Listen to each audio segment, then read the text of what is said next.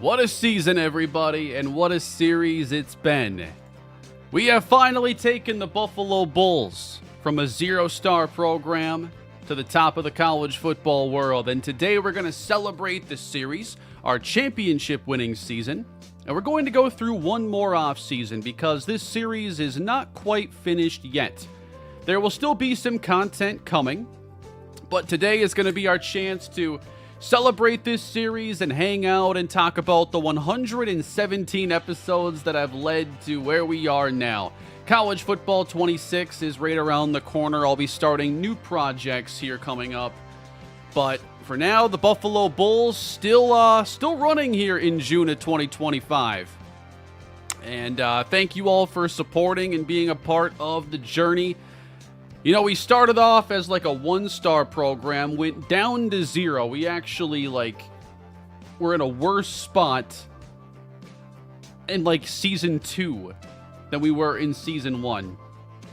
And it's been just an amazing series. I've loved going through it and grinding this year, doing more seasons than I usually do in a year's time. Here's the journey beginning in 2024. So what's going on, everybody? Glad to see the chat filling up. I know it's a little bit weird time, but this is about the window of time. My numbers tell me that I have more viewers on a Friday. Friday evenings, not all that great for content most of the time. Kane, did you get a Switch too? I haven't yet. I'm definitely interested later on this year. I wasn't going to get it at launch. I guess we'll see if there's anything wrong with the systems that are out. I'm hesitant to get brand new hardware at times if there's not anything I really need right away. But I'm looking forward to what people think of the console. How about you guys? I'm sure some of you have a Switch 2 in the chat.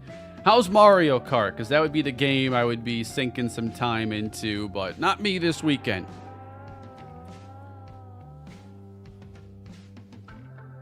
Yeah, sorry about that, Garrett. Hopefully you can catch whatever you miss.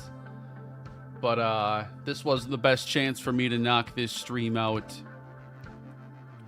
I still remember the zero-star bowl against Louisiana Monroe. Yeah, we've come pretty far. I mean, for a while, it felt like this was the toughest series I had ever really done. It took us until Season 2 to win back-to-back games. And, when I would sit down to play, it was just, it was stressful in a way because I wanted to put on a good show and make an entertaining series, but I was playing so poorly, it was so hard to win, and the team was not good. But we put the pieces together. By 2026, we were at least, winning half of our games. And then with the addition of guys like E.J. Colson and Braylon Staley, we started to take off there. And we crafted our own identity over time. And it really shifted, too. Going from a team that wanted to throw the deep ball a lot to a more contained offense behind quarterbacks, Kenyon Traylor. And then the last 2 years having Ray Elway, David Ogbonna. Congrats to Adam Kane, from NFL bust to PGA Tour to Natty winning coach. Hey, you never know what the path is going to be. It's a special one here for Adam Kane. Thank you, Cullen, for the 10-month membership, and Mike for the 47 months. The only thing more impressive than the championship was your touchdown to interception ratio this year. Major props on that, Kane. It is my best performance since playing with Randall Cunningham in the All-Pro Football 2K8 franchise, one season I did back in 2012, where I believe I threw 2 interceptions.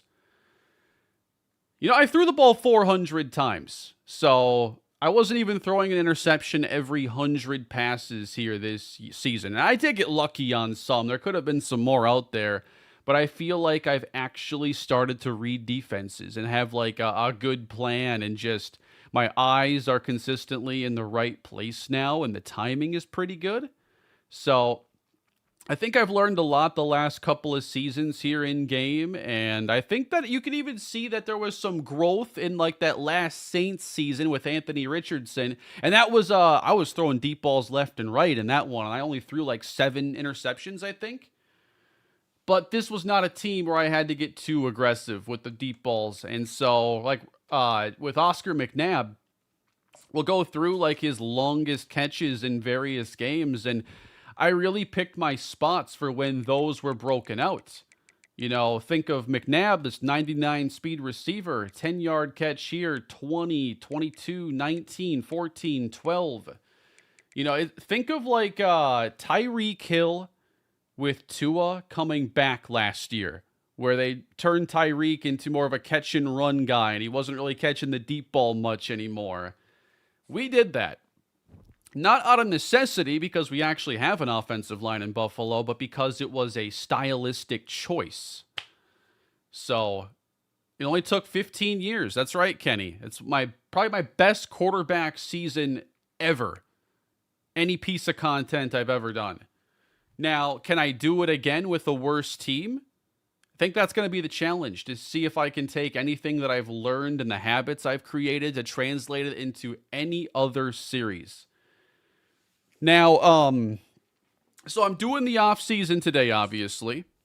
The next videos that come out are not going to be just the traditional episodes that you're used to. I'm going to do another year. It's going to all come out before College Football 26. But I'm not counting on doing an episode for the off-season stream and then every game. I'm going to, when this is over, I'm going to start playing some games in year 9. And then as I'm playing those games, I'll say, okay, this cluster of games tells a good story. I'm going to put this together. And I don't know what that looks like yet. So think back to the Saints season. The last Saints season was like 8 or 9 episodes. And then I was pretty happy with the total package. I think for Buffalo, something similar is going to happen, but probably not even 8 or 9. I see it being less episodes than that. And maybe there are some one-game episodes should we go on a big run, or there's a game I really want to call like I have in all these traditional episodes. So, will I do the whole season at once? Probably not. But I think it'll be fun videos, especially for a team that's no longer rebuilding. Things will move along faster, and I think I'll be able to tell a better story by combining all those games. But actually, the next episode that comes out is going to be the highlight reel of Season 8. I have not done one of these in many years. I think that I did early seasons in like the Kalispell series, but I'm actually putting together, it's in progress right now, the highlights and top plays, top moments of the Season 8 championship run. And I think that'll be a fun one. And that's going to help me bridge the gap between this and then whatever is next here in this series. And if it's taking me a while to get anything going, I'm probably just going to come on in streams so the channel is getting some sort of content, or maybe I'll have news to cover with CFB 26 and Madden 26. So I'll figure it out. That's the June plan. I want to take this time to apologize to Morgan Grassmanis and calling him Grassman Miss. That's pretty good. One of the better redemption stories in your channel history. Yes, and there is going to be, definitely some Grassmanis love in the top moments highlight video. What's up, Kane? Thoughts on all the hype surrounding the Bears going into the new season? Also, early favorite for the North. I think the favorite should still be the Lions, even after losing Ben Johnson and the Frank Ragnow, recent retirement this past week. I still think they have a really talented core, and the fact that they beat Minnesota twice, I'm not putting the Vikings above them yet, but I am pretty hopeful about Minnesota in year 1 with J.J. McCarthy. That's another reason why I wouldn't put the Vikings up. A quarterback change is a big deal, even if expectations and opinions are pretty high on J.J. McCarthy. Any early contenders for your NCAA 26 Dynasty? The teams that have come to mind recently for me, UAB, the Blazers, and Arkansas State, the Red Wolves. Those are the 2 teams that really stand out. I love the uniforms and the mascot. And Arkansas State is a team that popped up at the very end of the UTSA series because they had a really good year with like a true freshman quarterback on like a Kenyon Trailer style run. And then in this series, they ended up with like one of the best receivers. And so they have been good in this series. I like their uniforms a lot. I think they have a cool aesthetic. I love the red and black. It reminds me of the Longest Yard. Mean Machine. But I'm liking those two as options right now. Kane, we need my school UAB for your CFB 2016. We'll see, Vlad. We shall see where we end up this year. Now, I will say that I've spent the last year grinding in Buffalo, and it's been a really good experience, but I'm not sure that next year I will do like a Dynasty start to finish, 12 months of just grinding out season after season. I think I have to find a way to be a little more creative with my format over here so seasons at times can go by even faster. Multi-game episodes, I think, are the way of doing that.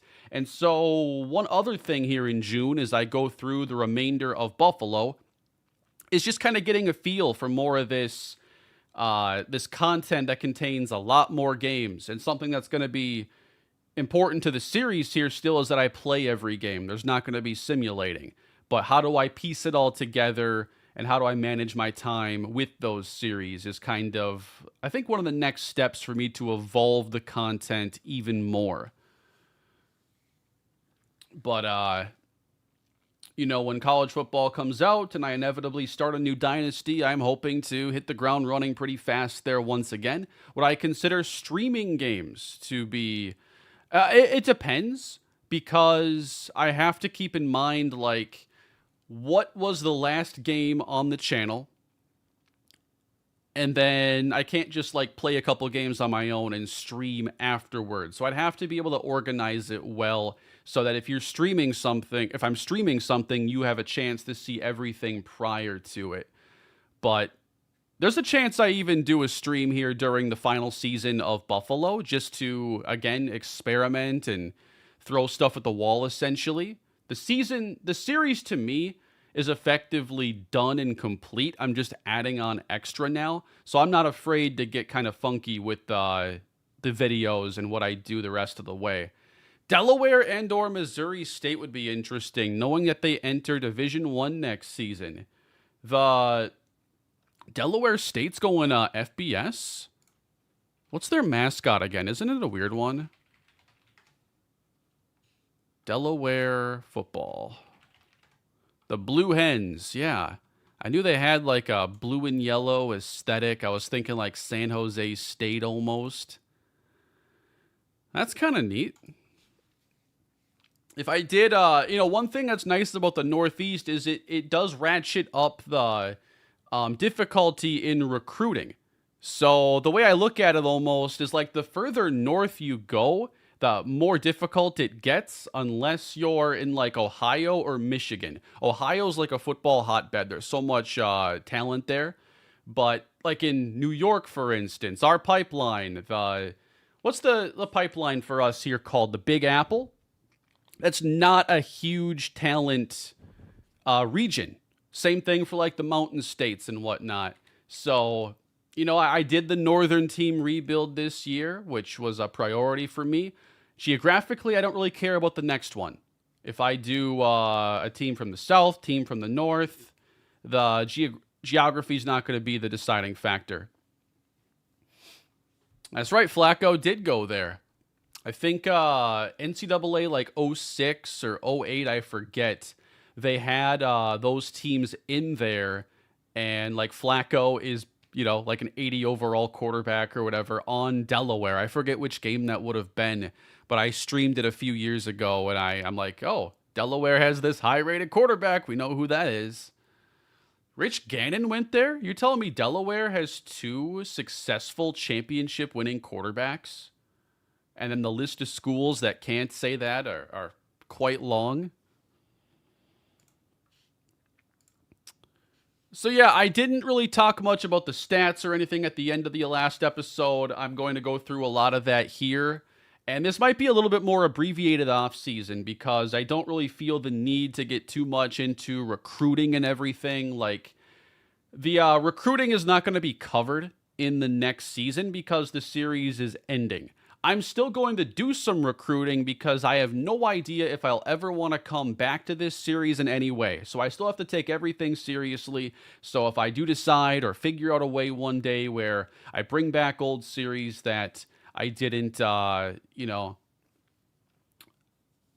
get lazy, essentially. Yeah, Delaware is kind of QBU. That might be too good for a rebuild. And Rich Gannon and Joe Flacco, but what about Max Brosmer? Came from Delaware, right? Oh, that was New Hampshire. Sorry. Delaware, New Hampshire, Vermont. They're really all the same to me. Yeah, Brosmer was New Hampshire, and then he transferred to Minnesota. Close enough.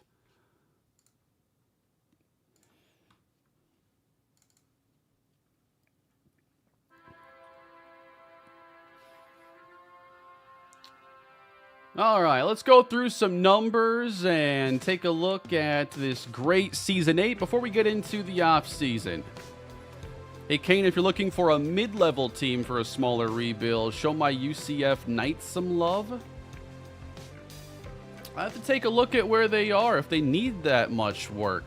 Because, like, the Minnesota starting point to me is still fun when you're in a big conference, but you still have a lot of work to do to win it. Indy sent out a gift membership. Thank you for that. That's awesome. Is that a Tyrese Halliburton profile pic?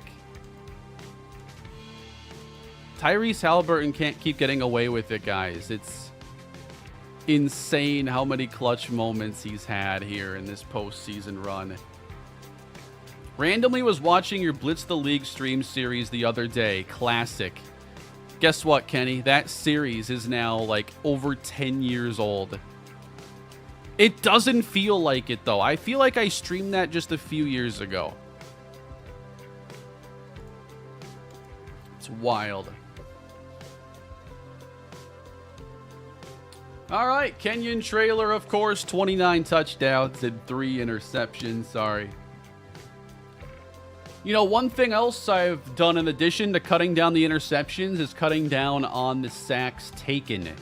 I'm just reading the defense so much faster, and I just think I have a much, much better approach now to deciphering things and getting through the progressions. So I'm not sitting around in the pocket too long, and it's like a game of rock, paper, scissors. I'm just kind of seeing what the defense is doing, and based on their looks, I know what I have, and I know what I can go to, and I have so many options because I have a mobile quarterback, great receivers, great running backs out of the backfield. So it's been really fun to quarterback this team the last couple of years. What do I think about Aaron Rodgers going to the Steelers? You know, it felt inevitable. I didn't think he'd sign until August, though. Brett Favre style. But, you know, I think he needs OTAs. Like, if this is his last run, you got to go and get familiar with the team in the offseason and wipe away the Jets stench as quickly as you can. Get back on the practice field. Develop rapport with the receivers there. I think it's going to go better than the Jets run. Mike Tomlin doesn't have losing seasons. For him to finally do it with Aaron Rodgers would be incredibly, comedic in a way. All right, Keenan Cleveland was our leading rusher this season. We'll see what the Season 9 ends up bringing.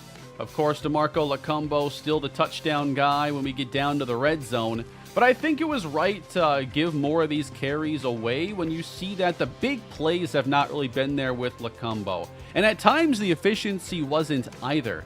It picked up big time down the stretch, but especially early in the year, like You guys were all over Lacombo in the comments, especially like losing this game to Stanford with a 2.2, not great, not a huge impact against North Carolina. Longest run, by the way, all year, 20 yards. He doesn't have that same acceleration or top speed. He's still breaking a lot of tackles. But yeah, not much breakaway potential there. Sampson 574, Trailer 412. And then Carlos Harms in garbage time. He was incredible. Can't wait to see all the hurdles that make it into the final highlight video. I think my cat was having a bad dream. All right, Oscar McNabb, 1,126 yards, 12 touchdowns. You know, down later in the year, I knew it was time to start getting McNabb the ball a little more consistently. 4 out of his last 5 games, over 100 yards. But will McNabb actually return for one more year? I think that, you think about a real receiver with this track record, playing 3 years as well as McNabb has. He would be a first-round pick probably in the NFL. First or second rounder. And probably in that like Matthew Golden mold. So does he return? If not, that's going to be a difficult guy to replace. Not impossible though, because I have some good players incoming. Roger Grimm, 501 yards. Mike Dugans, going to miss him. He was a reliable tight end and a good addition to this team. Sampson caught 33 balls. Cleveland caught 22. We're going to look at Nelly Jarrell probably being that top tight end next season. And then we return that 3-headed monster in the backfield. We should, unless there is a chance Jimmy Sampson goes pro. He's eligible to do it with a 92 overall. Will he actually declare? I guess we'll find out here shortly.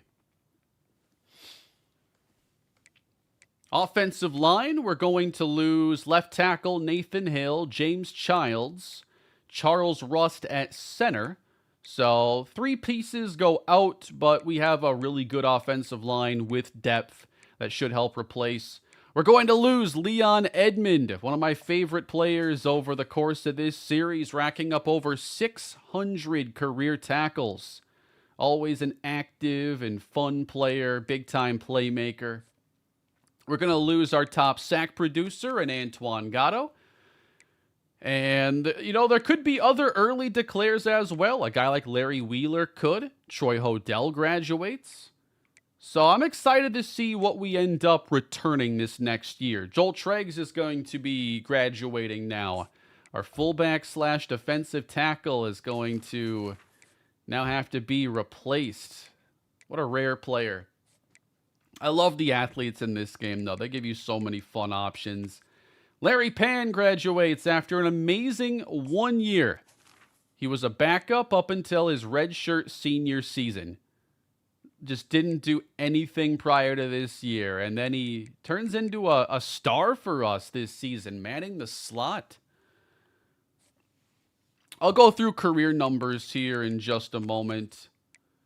Kicker, Morgan Grassmanis, 24 of 27, best year of his career. He is going to graduate. I'd love to see him get drafted. That would be like the perfect end to his story arc in this franchise.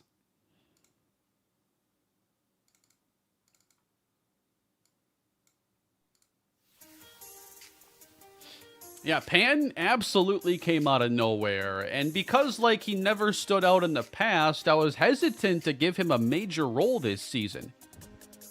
Yeah, that's a lot of tackles at corner. Part of it is just with the sliders and gameplay balance, you have to rely more on the DBs. But also, the nickel corner is going to fill in the run a lot more than the boundary corners. So he's usually the closest non-linebacker defensive lineman to the box. I don't play the safeties in the box a lot, so Edmond had to clean up a lot, and plus was just always on the field. I wonder how different it would have been without him. I think you can say that for so many players on this team. It was a special group. Let's go through some career stats now. Best Madden content ever, hands down. Appreciate that, Harley, although I haven't brought a whole lot of Madden content to this channel recently.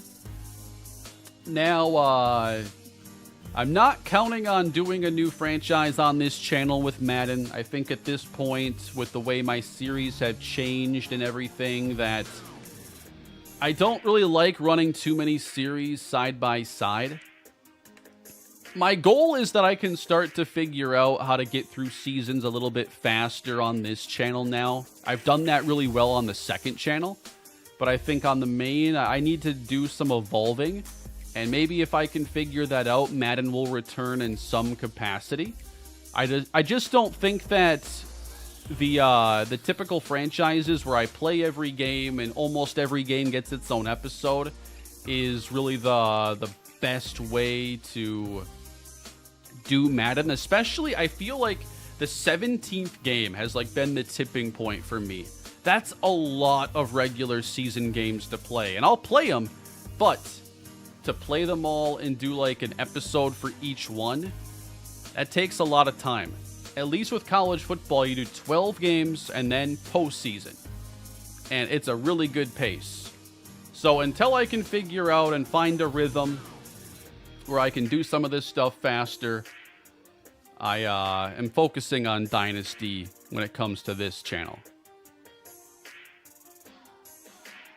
Will I do another Minnesota Twins series in this channel? I'm not going to do MLB franchises over here. I have found a really good comfort zone with that on my second channel, and I like the way those episodes are. It's all live commentary. The thing is the videos I do here on this channel are extremely old school. When I started making content back in 2011, content creation was such a new thing, and we were all so green at making videos.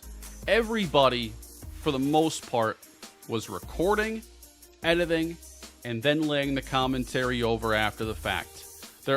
I don't think there are as many people doing that these days. It is more time consuming. It breaks it up into 3 different parts, and it doesn't have live reactions. It doesn't mesh well with face cam stuff that's more modern. So my content probably feels dated in that sense, but I'm trying to find ways to modernize it and to still make content that I enjoy, because I don't mind doing the playing, editing, commentary trio the way I have for so many years. But as I've said, doing that for every game, I think that viewers on YouTube demand a faster pace for the most part now. Lazy comparison, but Vince Scotland Williamson is basically Sylvester Rawsthorne 2.0. I agree. Run stopper, unimpressive pass rusher, good space eater, Harrison Phillips type. Kevin Kajust just left a super chat. Kevin Kajust. He actually made an appearance in the national championship episode in the intro. What's been my favorite team to rebuild, either in Madden or CFB? I'd probably have to go with Kalispell, because that was my team. That was my creation.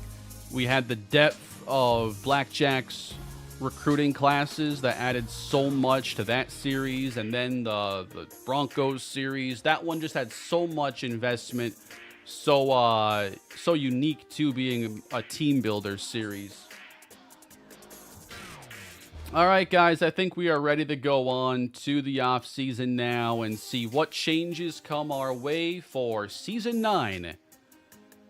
And if I have to replace any of my coordinators, would be good to know. I don't think I've lost anybody in this stage, but can I see?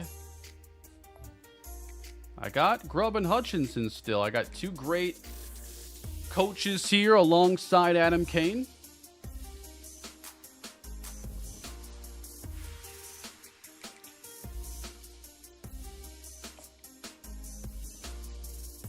Been a viewer since 2012, not going anywhere. I appreciate that, Jason. So many of you have been here for a lot of different series, and it's incredible to think how long it's been since some of those older ones.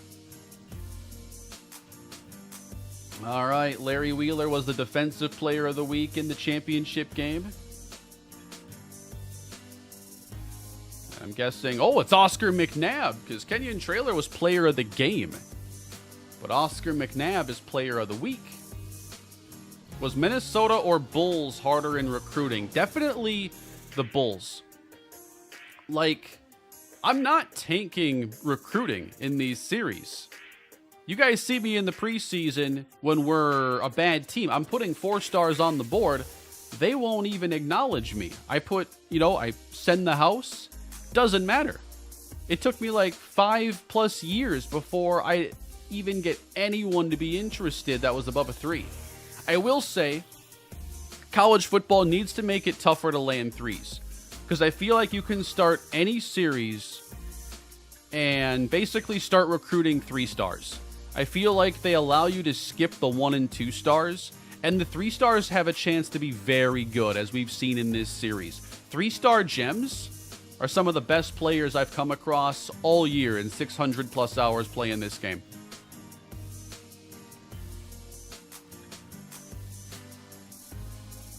All right, this is another staff moves deal. I don't think we ended up losing anybody. I'm just trying not to skip over if we did.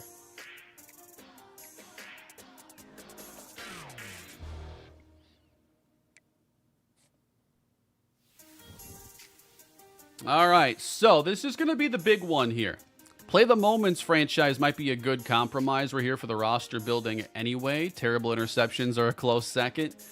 Yeah, I think that would be probably a little bit of a polarizing change if I tried Play the Moments, but I would be willing to give it a shot and try something in that vein. Like purposefully trying to do something that takes less time, but it still allows me to go through franchise and Dynasty. I don't mind that idea at all. But it will probably be something I attempt as like a side project, and we see how it goes. But I have multiple notes just full of ideas I have, and that's in there. Like a Play the Moment style franchise. Is it better than nothing? And like you said, to focus more on the team building, that's not so bad. Consider setting recruiting rules, like 3 stars have to be in-state or pipeline. If CFB 26 isn't tougher, I would be open to expanding house rules next year. I didn't do house rules in this game because it was basically brand new. Like, how am I going to do house rules on a game that just dropped and I don't know anything about? Because I had to learn everything in addition to just playing the franchise and doing the usual grind. I couldn't just, set house rules not knowing what I was really getting into. All right, guys. We're going to go through a Season 9 here with Buffalo. How many early declares are there? Are there any transfers? Here's the challenge that's thrown our way. We have 2 players declaring. Oscar McNabb, Larry Wheeler. My rule in this series has always been, if a player declares and they are projected to go in the first 3 rounds, I'm not going to try to convince them to stay. Oscar McNabb is headed then to the NFL, projected round 2. Larry Wheeler, meanwhile, 7th round. I think you come back, replace Antoine Gatto, and work on that draft stock. So Oscar McNabb is going to head to the NFL, and we'll see what we're able to do to try and replace him this next year. Joel Treggs, not projected to get taken in the NFL draft. Leon Edmond, projected round 1. Steven Daniels in the 6th. Hodell in the 6th. Gatto in the 6th. Wow. With all that production still.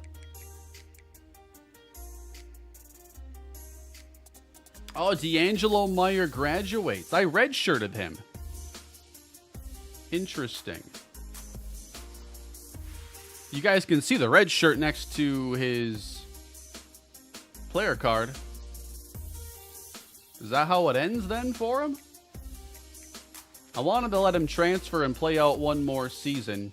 Come on, you got to take Larry Pan in the 7th at least. Come on.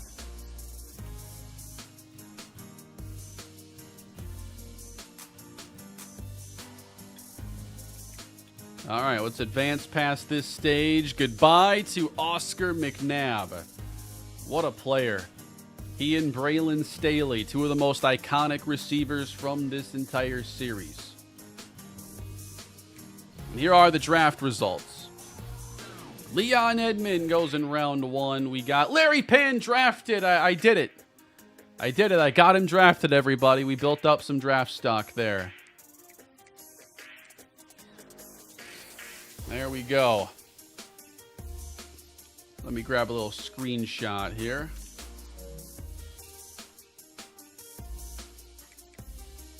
McNabb just fit so well into this offense. It was so fun to use him in here. And I think like a lot of how I utilized him was kind of inspired by having Chris Olave in the Saints franchise. And that's when I started throwing just a whole bunch of dig routes.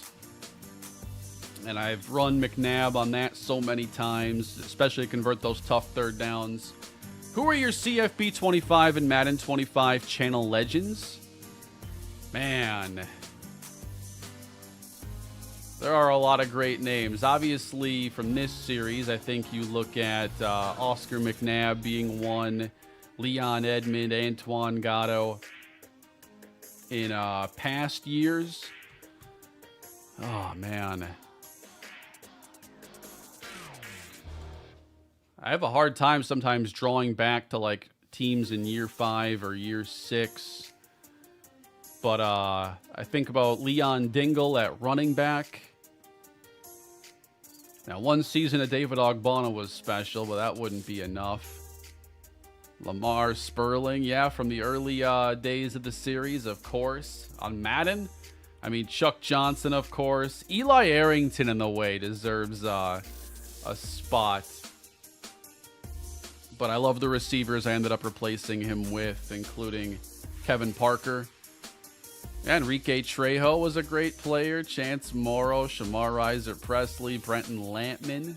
I had a lot of good transfers come over, too, along the D-line.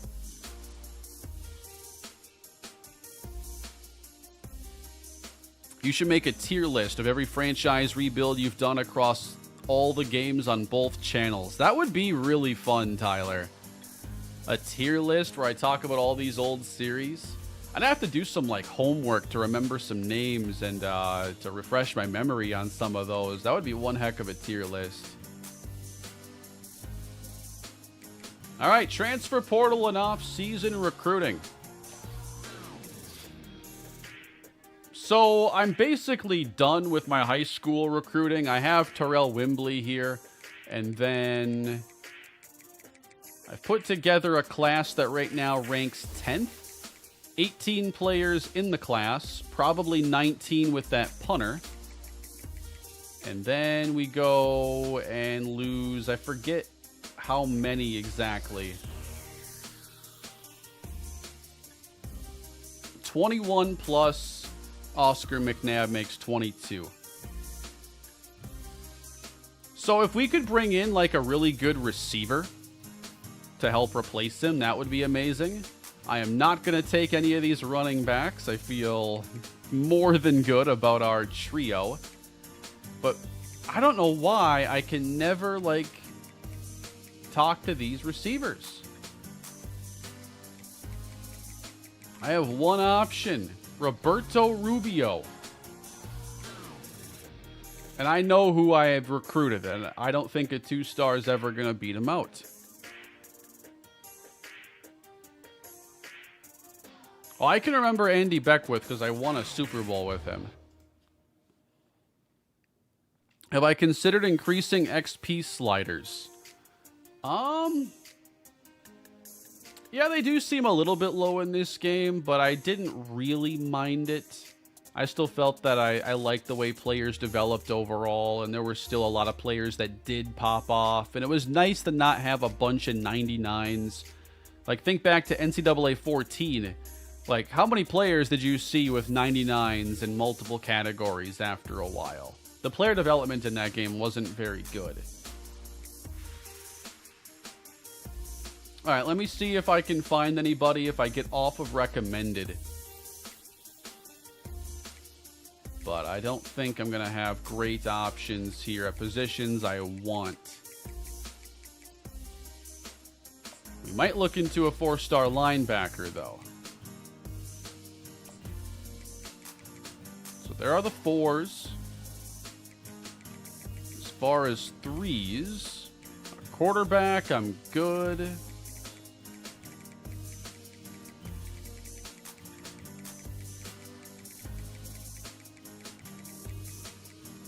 Like, this has to get cleaned up for CFB 26 as well. The portal logic is strange. I am a national champion now in this series. I can talk to 3 players that are rated 3 stars or better in the portal.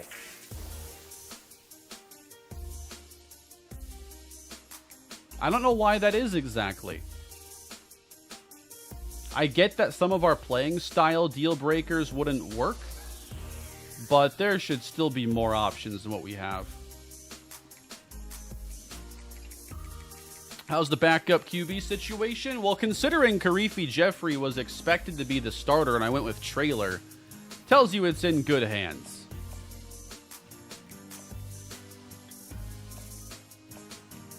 I think I like Larry Macklin here. Pass rushing with zone coverage even in his skill set. I'm not against that.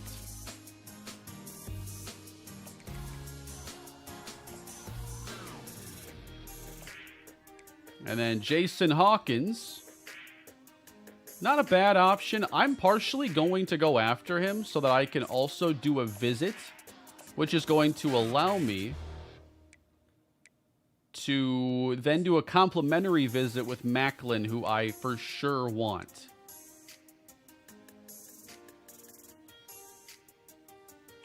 So we're going to game that a little bit.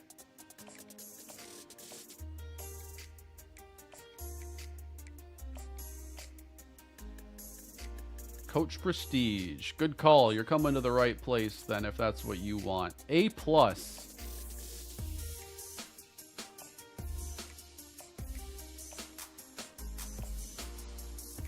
Yeah, I think that's going to be our simple approach here, is just add the punter.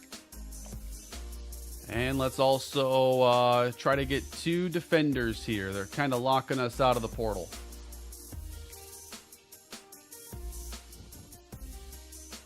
Relocate the team.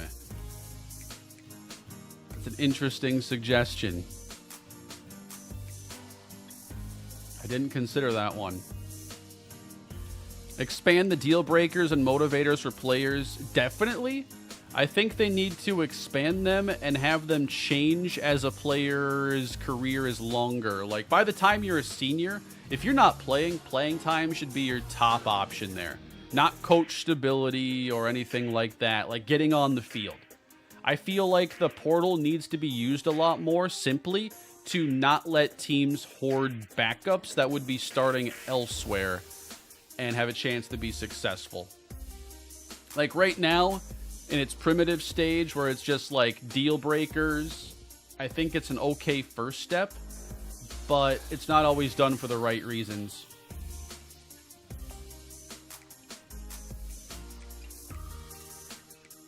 I'm not even sure I'll win these.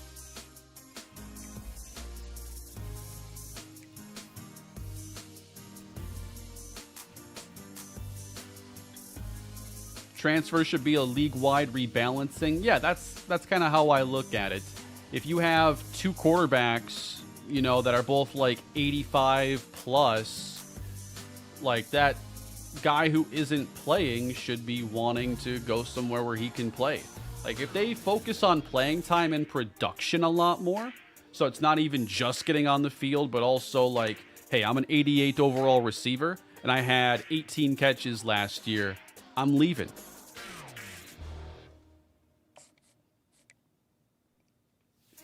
And yeah, playing style is very much overdone. And I felt it led to me losing David Ogbonna when it didn't really make sense. Because his production was still good. It wasn't elite.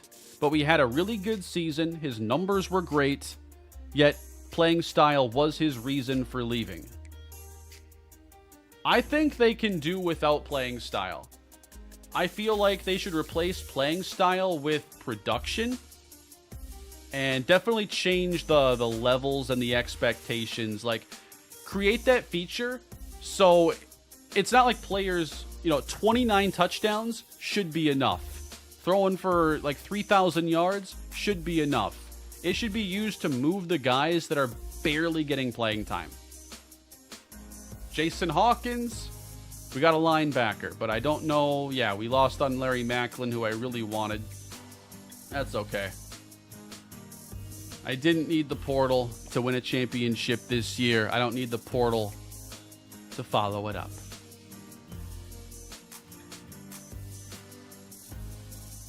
I hope you start feeling better there, Lewis. I'm sorry to hear about that. Hopefully you have a nice, relaxing weekend, and this can help launch you into it. I actually didn't even see the recruits' dev traits, but I guess we're about to find that out here pretty shortly. This is National Signing Day now. We'll see our final ranking. All right, Terrell Wimbley. Am I blocking this? I don't think so. Impact development on him. I am blocking it. Let me fix that.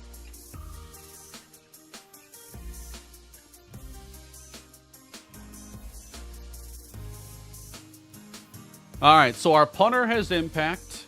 We add Aries Clark, an athlete, who has star. So at the very end of recruiting, all I did was like, I'm just going to start getting what athletes I can, and I'll worry about their positions later. So I did go and get like another offensive line athlete. I love getting these guys. Elite dev here for Seth Wiegert.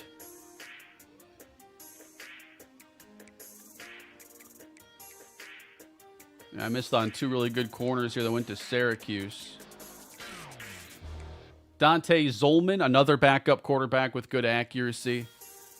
Impact dev, Marquise Molinaro at wideout is impact. Marco Ferreira has star. Jamison corner, star dev. Jeff Wilkins, normal. Sinilau Ta'amu has star. David Hutton, impact. Miles Ekajuba has impact. Star for Doug Owen. Elite on Fetu Sammy. And I thought he was one of the most intriguing guys that we got with that speed and tackling already at 85. Impact on Mike McCracken. Jamison Simon, normal. Normal here for Rodenhauser. Impact on Ramon Good. And a couple more stars. Solid class. That's going to put us number 9. Our best season, I believe, of recruiting so far.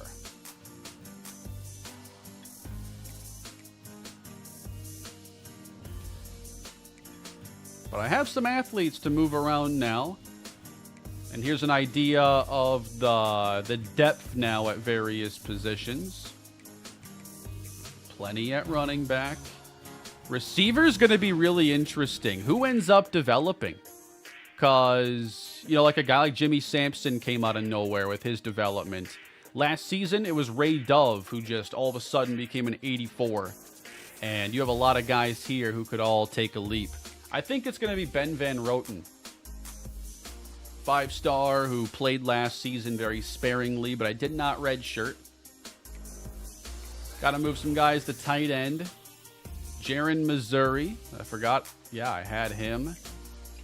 Still some really good offensive linemen, but maybe this line isn't going to be as good as last year's. We'll see. Front four still looks to be in good shape.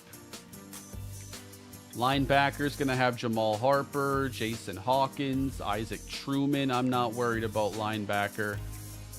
Cornerback, we got to replace Larry Pan. And I get Anthony Titus this year, so I am thrilled about that. New kicker. Just when I got Morgan Grassmanis to be reliable.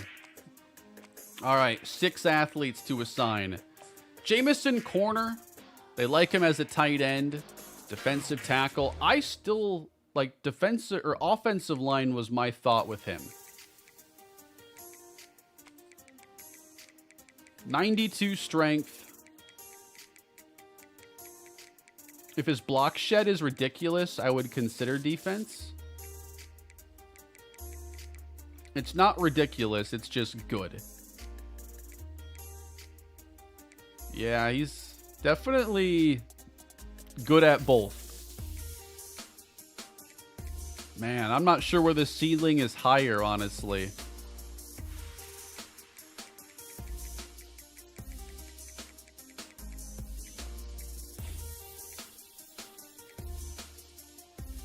Playing the beta right now, you control your own player dev or can turn on auto and it'll show you what goes up during that stage. Interesting.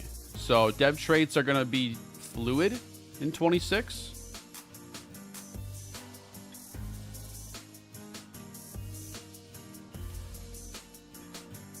.75 speed, he has to play defensive tackle.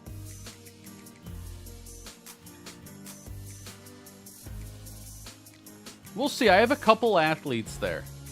He could be a really good fit. I would like to move one of the big athletes, though, to offensive line. Seth Wiegert has 77 speed, lower excel, a little bit lower strength. The blocking ratings aren't anything special because he's a 60 overall. He's in a different tier.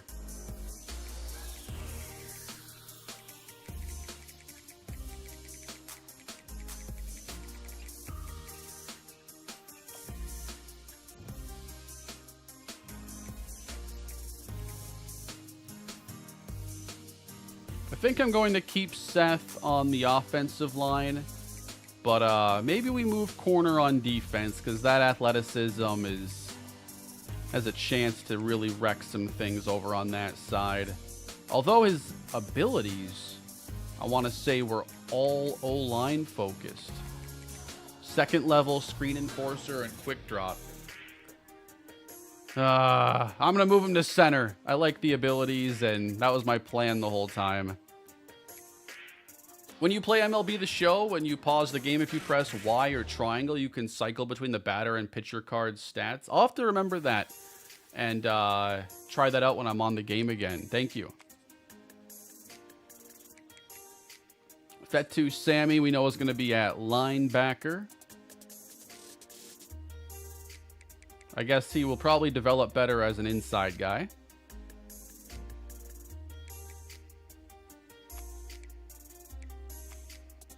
Marco Ferreira, I think, is going to be a tight end. They have him here as a fullback. How is fullback his number 1, but then pass rusher is number 2, and then tight end?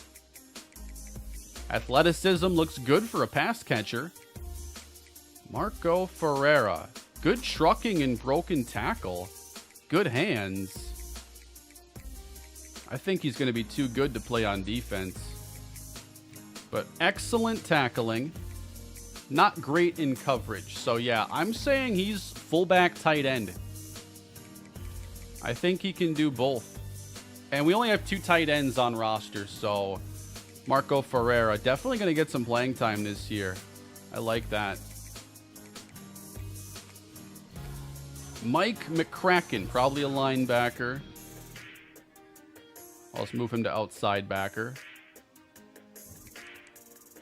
And last, Aries Clark. Looking at the ratings here, decent hands, decent route running, probably running back or defense. He's 197 pounds though. So he's going to running back.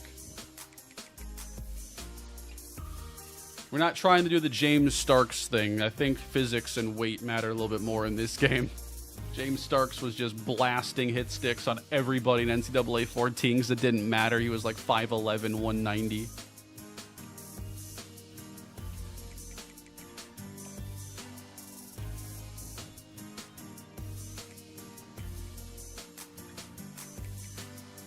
If anybody's still playing, by the way, here are the sliders that I've been on. Heisman, of course.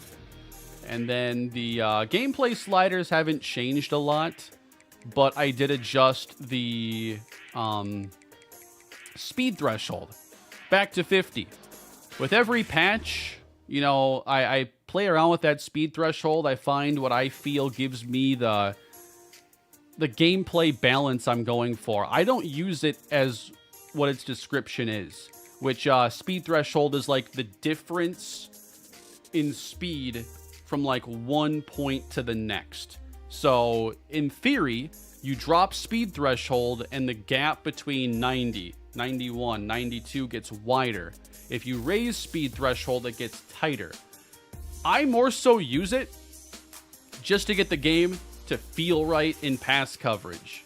That's all. That's something I've learned from Matt 10. It is the most important slider in the game. And, you know, if I feel like offenses are too open and they need to be toned down, typically I'm raising that threshold. This time around, dropping it to 50 actually brought me right where I wanted to be, so that there were still a lot of contested passes. I still feel very good difference in speed and burst. Like, think about DeMarco Lecumbo all year. Long run of 20. He was not getting love due to any of these sliders. 100 plus carries, long of 20 for a guy that broke all those tackles but never went over 20 yards.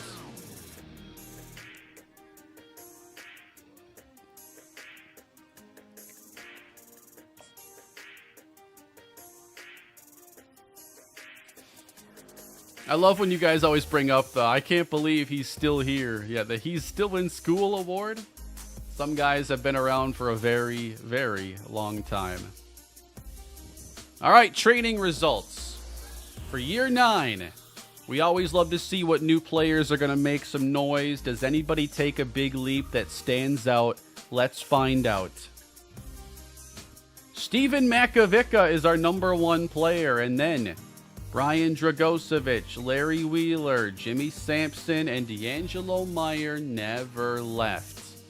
I'll probably attempt to get him to transfer again, because that was my entire hope, is that the deal breaker would matter and he would transfer.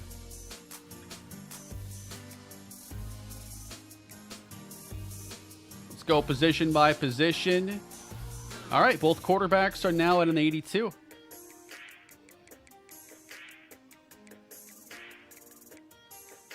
Of course, Kenyon Traylor is our guy. And running back, Sampson, Meyer, Cleveland, Lecumbo. And Carlos Harms is still here too. Carl Agnew. He takes the leap to 88. There you go. Carl Agnew, 96 speed, 89 acceleration. So not nearly as speedy as Oscar McNabb, especially with acceleration in the 80s. But he's the one who takes the massive leap. 98 short routes, medium routes, 99 release. Ray Dove, 99 spec catch. Sean Blade is still here.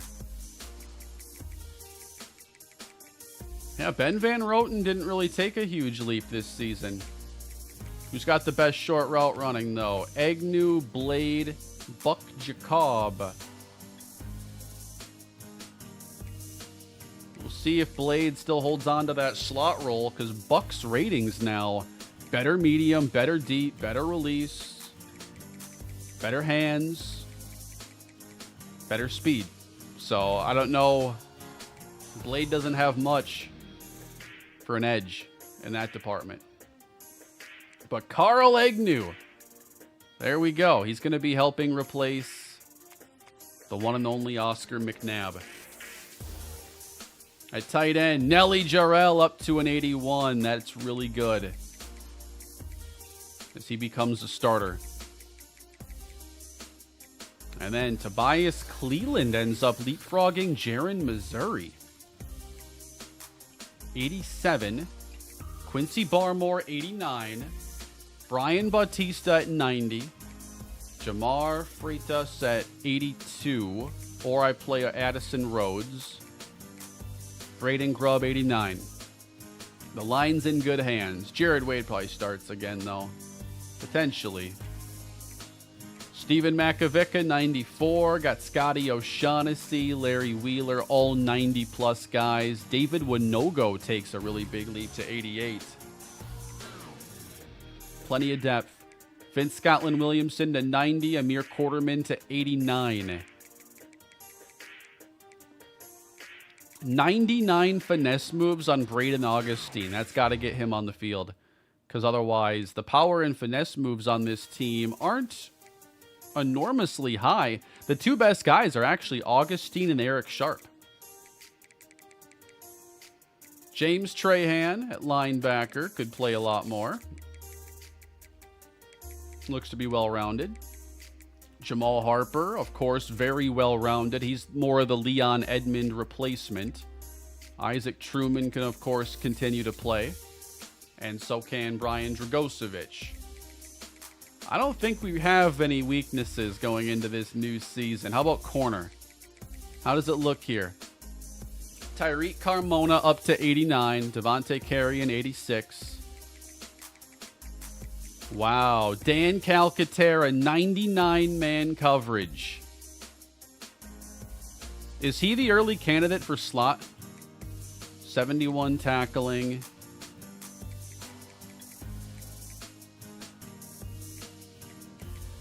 Because Carrion, we've found, has played better on the outside. Carmona is really good. So we have to sort it out between like those top four guys for the most part. But 99-man coverage, that's going to make Calcaterra very interesting. Let me move face cam. Thank you, Swaggy.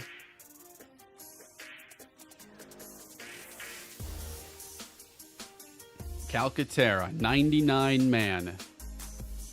Carmona is the most well-rounded for that spot because I don't just play man coverage, obviously. I play a lot more zone than anything, but I do play man on more pivotal downs.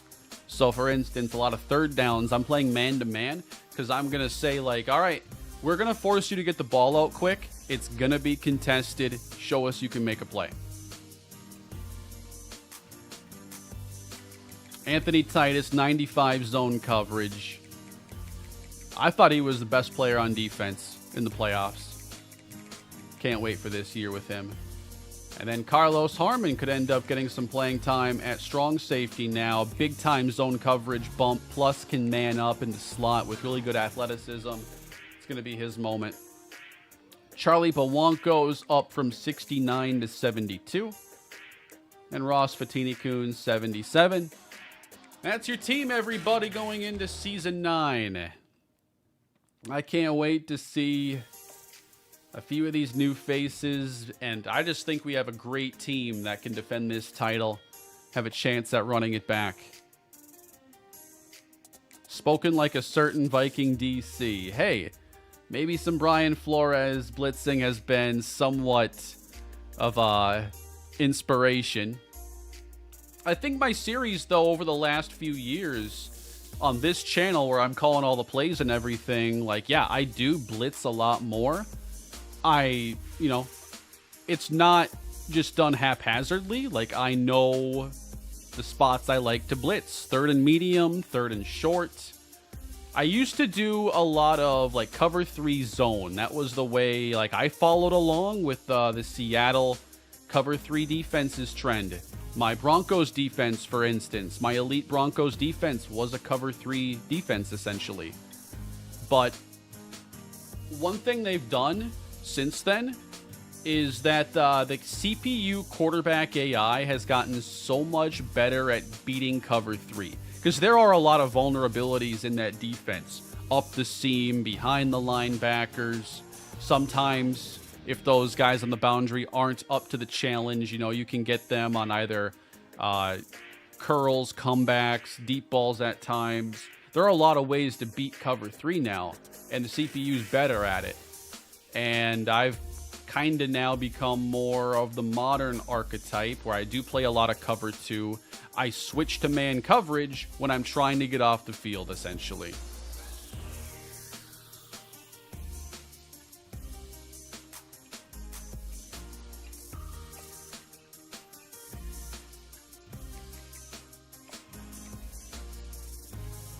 Orlando Rochelle is another contender for the He's Still Here award.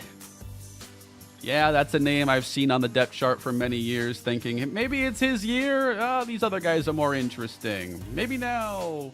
No. All right, I just saved. I'm going to encourage in this stage, again, that D'Angelo Meyer goes to a new team. And if he doesn't, I guess he's coming back.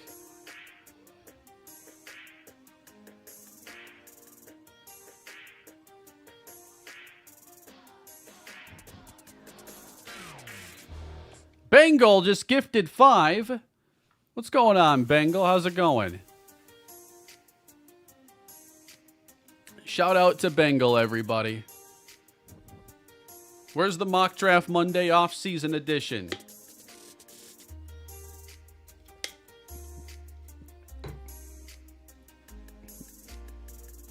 I am aware it's Friday, but still. Big thanks to the big man Bengal over there. Your video, by the way, when you were down at EA, talking to like Kirby Smart and all the players, that was an amazing video. If you haven't seen Bengal's video yet, where he goes to the College Football 26 cover shoot, it's hilarious. Bengal is talking to like Kirby Smart and all these other coaches and players the same way he does on his channel. Authentically himself, no matter the audience. So I like that.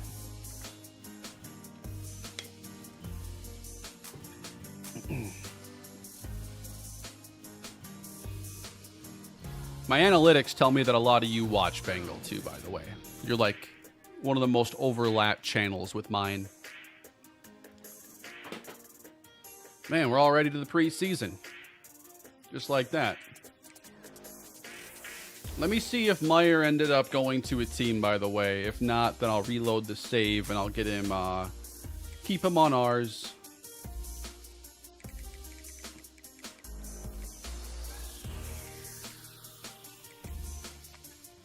I don't think it's going to work.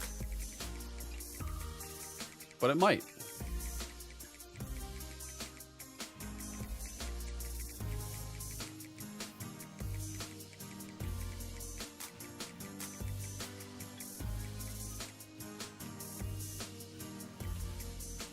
Not looking great. All right, then. We'll reload it. How can I become a member? You can hit the join button. And that's how you do it. Every month I do a channel member live stream, by the way. I just did the one for May last Saturday, I believe it was. Kane save scumming? Hey, in this case, I have to. I can't trust the encouraged transfers to work.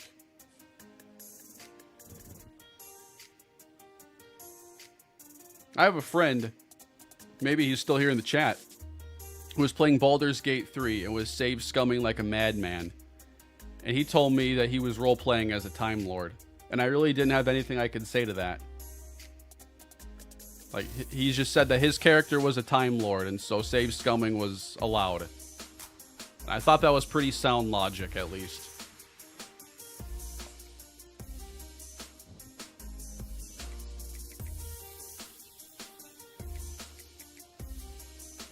D'Angelo Meyer's still here. The deal breaker was supposed to be a problem, but he stuck around trying to create a story where he goes somewhere else like Joshua Bloom did, but that's all right. I need to use that logic more. Yeah, especially in RPGs. You know, if you're trying to get invested into your character, just... I'm the Time Lord. I can do whatever I want. I didn't die there. I didn't lose all my gear. I didn't say that to that character. You made that up.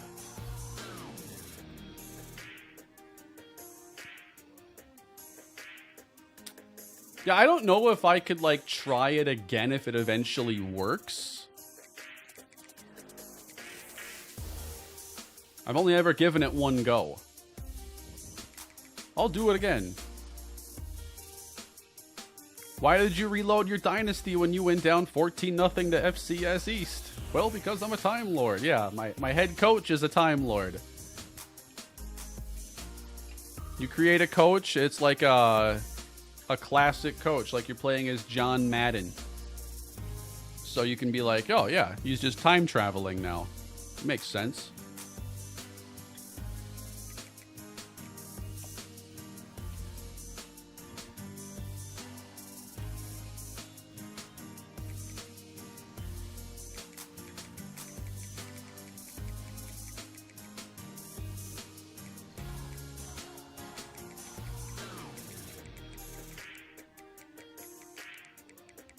D'Angelo Meyer, just go. I'm trying to set you free. I'm trying to give you a chance at strengthening your draft stock.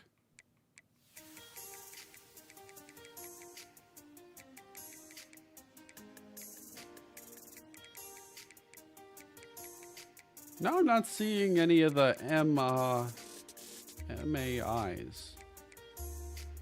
I guess I'll go through, like, am I getting every running back on that list? Am I really?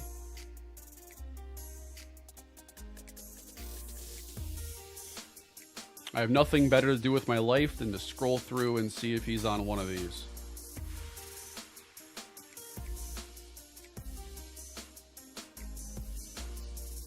You went past him? Well, I trust Mike. Did I miss him?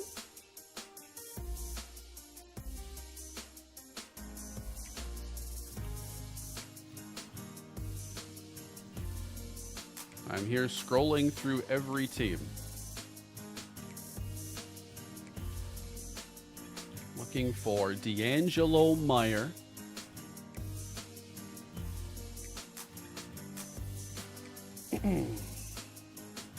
What you guys got going on this weekend? Any fun plans? Anything cool going on? Any baseball games? Switch 2 excursions? Going hunting for a... How hard is it to find a console? I heard it was actually kind of easy. I'm guessing it's not easy by me because I live in a more, like, high population area, but still. Nice to see that it's not going to be dominated by scalpers this time around, I don't think. College baseball super regionals. That sounds fun. Marlins franchise on Sunday. That's my plan.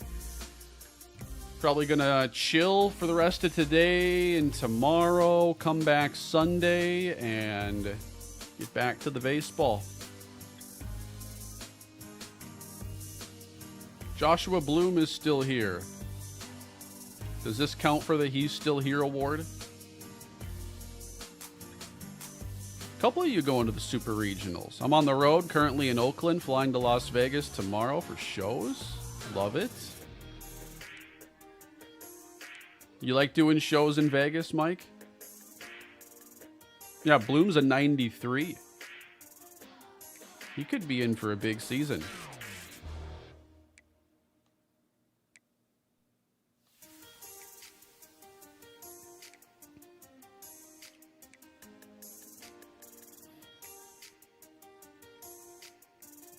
Appreciate it, Beefcake. Thank you so much.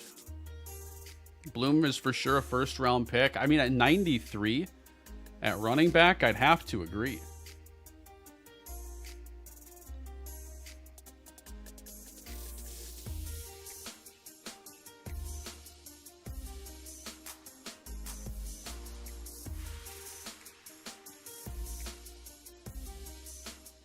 I just want to see some players alongside... Did Ogbonna transfer again? We're going to have to track him down. That could be like a great storyline for this year if he's not on UNC anymore and he left again. Because I don't think he would have graduated, because I don't think that he has enough.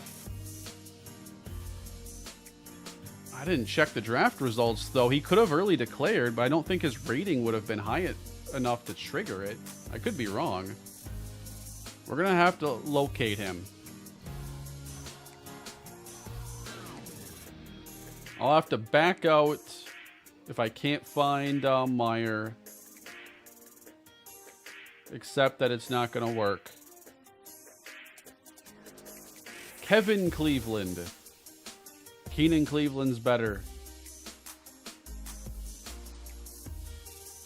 Come on, man.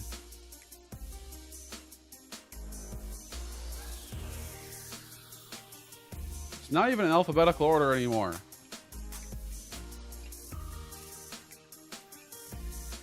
Watching Kane play 2K was torture. Are you talking? Which stream are you talking about? Or which content? Because last week in the members stream, I played NBA 2K10. I'm like, hey guys, I really want to start streaming some of these older games from time to time. I'm going to play NBA 2K10, and it was embarrassing. I blew like an 8-point lead in the final minutes. I was playing as the Nuggets. I had Carmelo Anthony. And I think I played a team that was... I played the Thunder in that game, who were like a 73 with a young KD, Harden, and Russ. And they got... All three of those guys got hot in the final minutes. And I embarrassed myself. I like had a 7-point lead with 3 minutes left. I lost the game by like 7.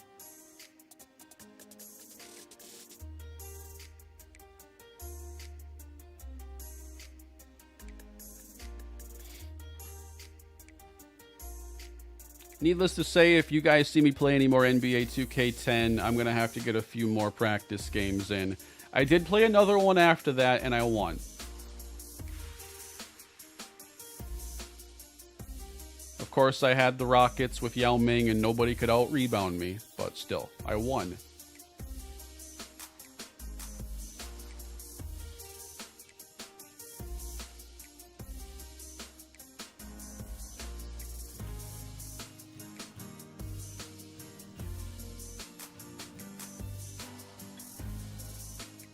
Saw the J Manziel there. I'm like, what's the name? Joaquin Manziel.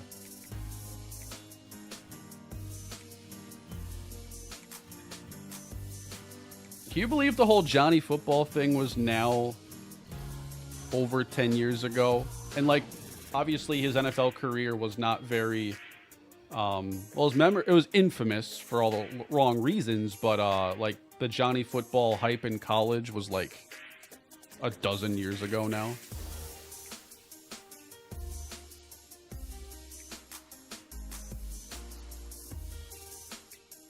You're making me feel old. I'm making myself feel old.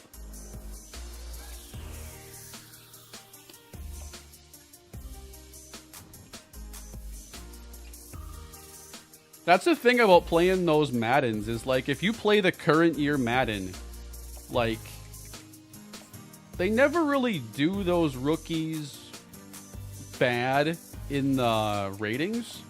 So, like, if you go back to the year any of these guys were drafted, I mean, you could turn Jamarcus Russell into a star, Johnny Manziel, EJ Manuel, Paxton Lynch. You could do it.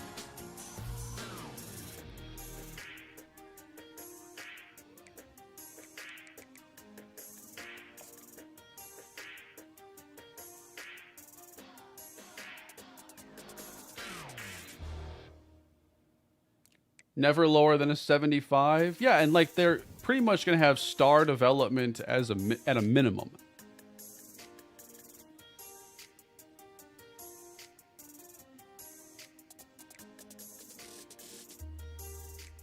Yeah, we got to find Ogbonna now.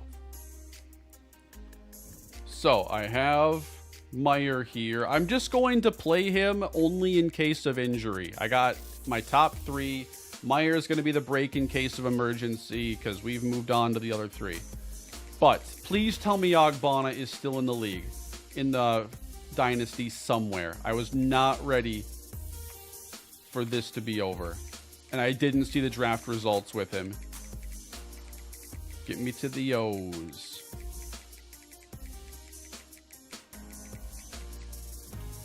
Arkansas! He went home! Just like Joshua Bloom! Alright, they're on the schedule. Bang. David Ogbonna, the Razorback. Kane had to experience Ponder firsthand, and I'm sorry for him. 2012, man, that had me believing. But, like, the thing is, this is a real thing. I really didn't understand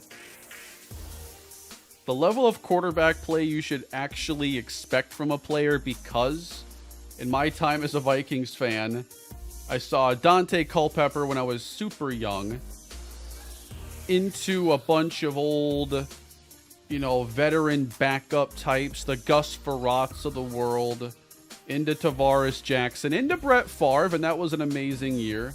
But it was like the only year of, like, I mean, Dante in 2001 was really good. 2002 was good.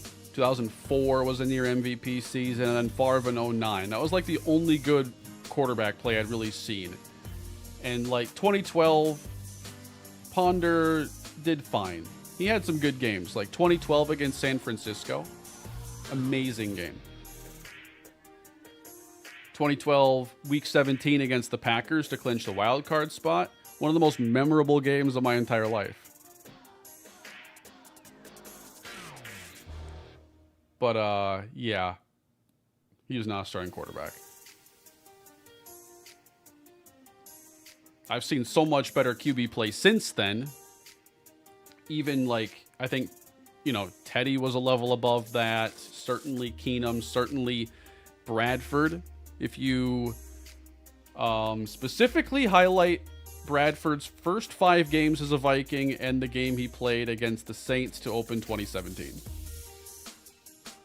And Kirk was good. Kirk was really good. But he cost a lot of money, and the Vikings then had to spend less money and draft better, and they drafted like complete you-know-what.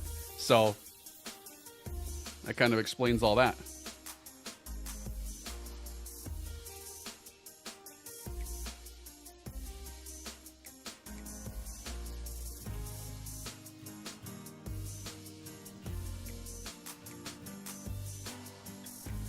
Can't believe Ogbonna transferred again. He's just not happy anywhere. Y'all had to experience Blair Walsh. I need you to understand how good Blair Walsh was as a rookie in 2012. It was an insane year. Over 50 yards. He was one of the best kickers in the league that season. His first career game was against the Jaguars in 2012. He kicked a game winner against them. Blair Walsh in 2012 was 6 for 6 over 50 yards. 34 of 39 total. Missed 1 extra point. I want to say extra points were still like 19 yards, though, that year. I forget what year they changed the extra point distance. Maybe like 2015-ish. Blair Walsh was also a Pro Bowler as a rookie and an All-Pro. Okay. Google did me wrong on the AI overview. He was not 6 for 6. Or whatever this was. He was 10 for 10. 10 for 10 above 50 yards.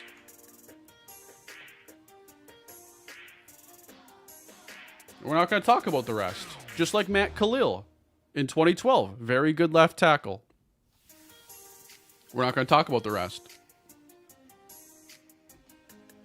I always thought Greg Joseph was sweet, but I don't follow Vikings as close. Greg Joseph was good. I think one of the most frustrating things, though, is like the extra point misses were a big problem. He hit so many big kicks, though. He had the 60-something yarder against the Giants on Christmas. He had the overtime game winner against the Colts when the Vikings completed the biggest comeback in NFL history. He had, like, his misses were bad, though.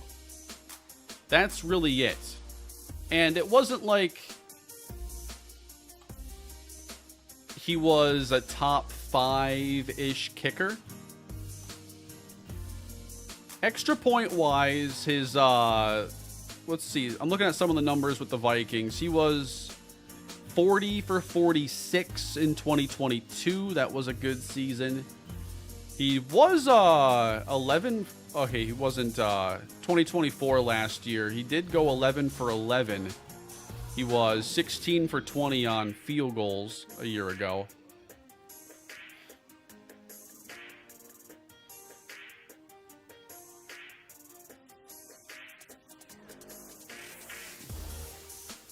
Like, he was definitely good in the big moments, but he still wasn't good enough to really trust.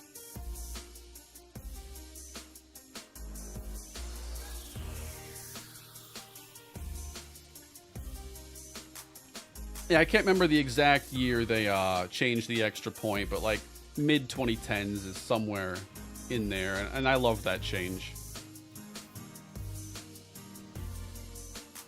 Wish Ogbonna was a higher overall so he could get drafted. Is he going to go undrafted as like an 87, you think? Yeah, that's probably a safe bet.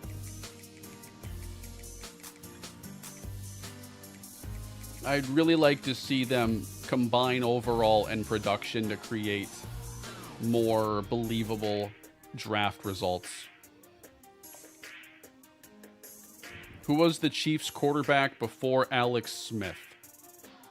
Prior to Alex Smith, when he got traded from San Francisco?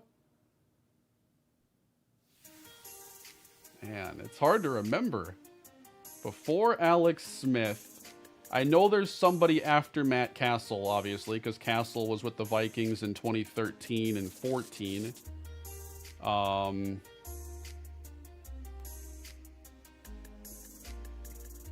some of you are saying Castle. Who was the Chiefs? Because Alex Smith went to the Chiefs in what year? 2015, 16? It was 2013. Okay, so that... maybe it was Castle then.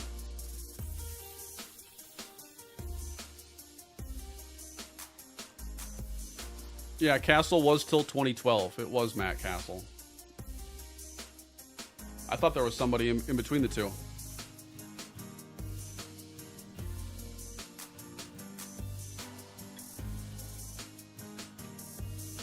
Yeah, it's right. Kaepernick's big year was 2012, which I should have remembered.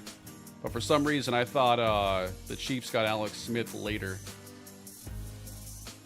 So they had Alex Smith for like 3 years and then took Mahomes.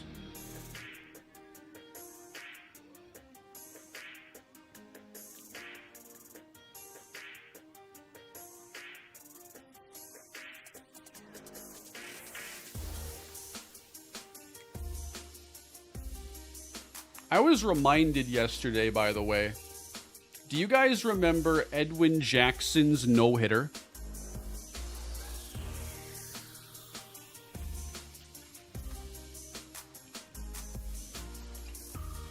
Edwin Jackson in 2010 threw a no-hitter on 149 pitches. Of course, he had no hits, but he walked 8 pit players. 8 walks, 149 pitches, and a no-hitter. That might be the worst no-hitter.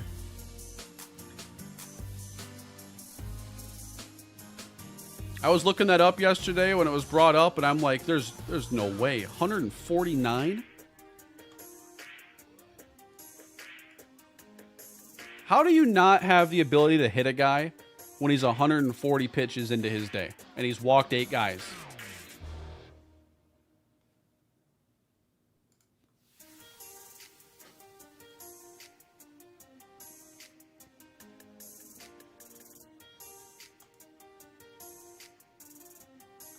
Absolutely insane performance. There's got to be a good, like, retrospective of that exact game somewhere on YouTube. So it was Diamondbacks against the Rays. The Rays were 43-30 at the time, and they got no hit. They had the likes of Evan Longoria, Carlos Pena, BJ Upton, Hank Blaylock, and they got no hit by a guy who walked 8 guys and threw 149 pitches.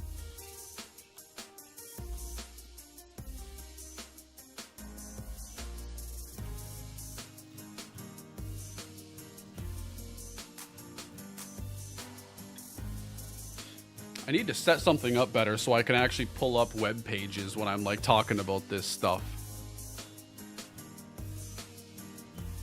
Going back to Castle, one of my favorite factoids in sports is about him not throwing a single touchdown pass in college at USC. Yeah, he was a backup quarterback.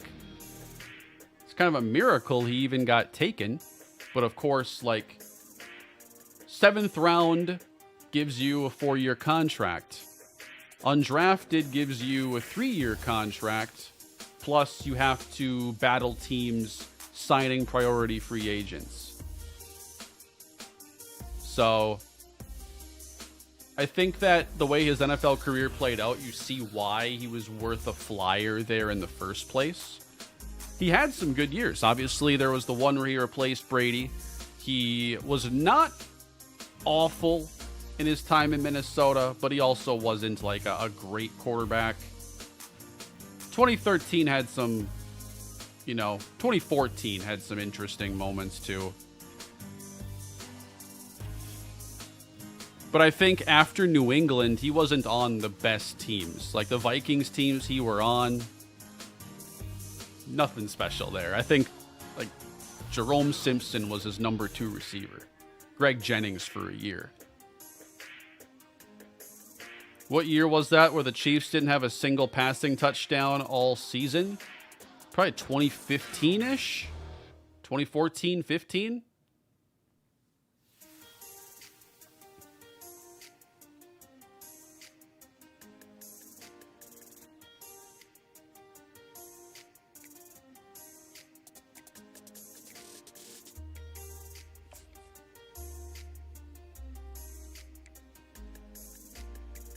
All right, here is the conference schedule. Wow, and they're giving us West Virginia just like that. Should we just keep it? A natty rematch? It has to be at our house.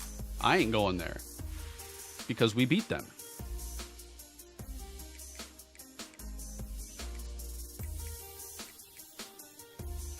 But we absolutely need to play Arkansas. West Virginia, Arkansas, and then maybe I'll just pick a game I want to open this season. Because Ogbonna beat us, I want to travel to Ogbonna for this game. And then I have 1, 2, 3, 4, 5. I'm playing week 1 at home.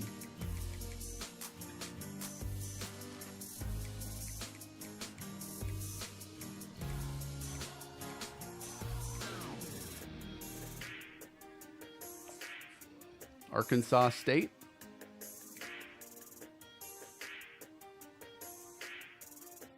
Oh, this is supposed to be a kickoff game. That's why they were giving us a ranked opponent. Hey, Arkansas State's 9-5. Let me check their team out a little bit. Especially because I'm considering them for my next dynasty. Let me look at their jerseys for a game and see what I think after that. I don't think that's a bad opener. Diego Quintero. That's a badass quarterback name.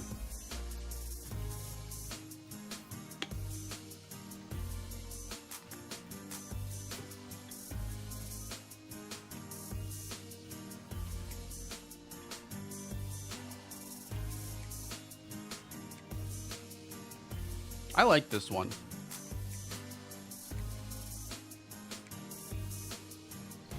I've never played in the Sun Belt either.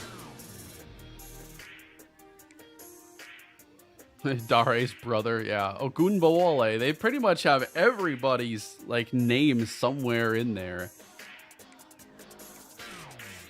I'm not sure about the hyphenated names. Like, if I see a guy in here and it's just like Douglas Jones Drew, like, that's not going to feel right.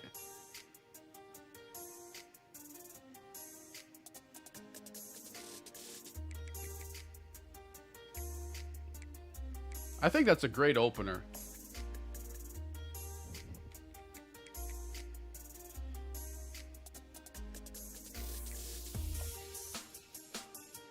Arkansas State and Arkansas.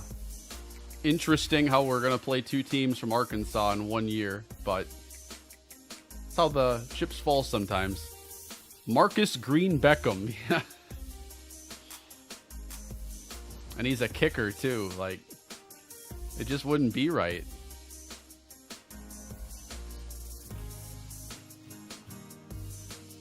I want to see Bloom again. Let's see where he ranks as far as the top running backs go.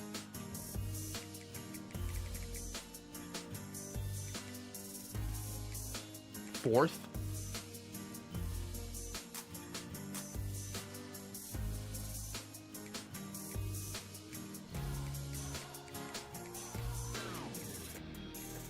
$89 catching now, 94 catching traffic.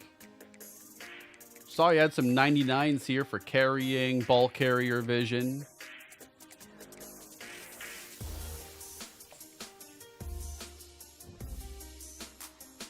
Flip Arkansas and Arkansas State, so the neutral site is the more competitive game. What do you guys think? Should we flip these two? Play Ogbonna in the opener? I mean, that would be like a good storyline there. Arkansas State's just kind of an interesting team from at-large conference, whatever the descriptor is these days. I have to see if they're available first.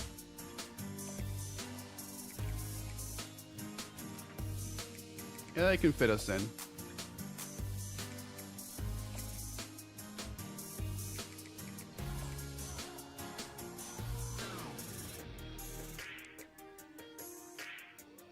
This means, though, we don't have to play David Ogbonna on the road. We get him in a neutral site. I also wanted to see where UAB is this deep into the Dynasty. 1.5 stars. That helmet. The helmet reminds me of our Buffalo white helmet, and I love that one. With the blue Bulls logo on that. This is basically the same thing, just their way.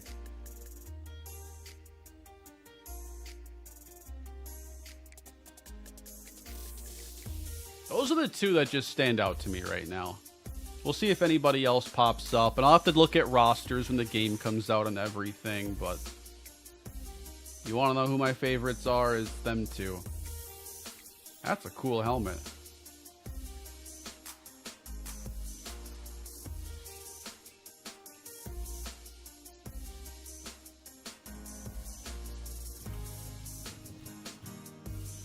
I have an idea. Let's just back out quick and go look at those jerseys and see what their sets are like.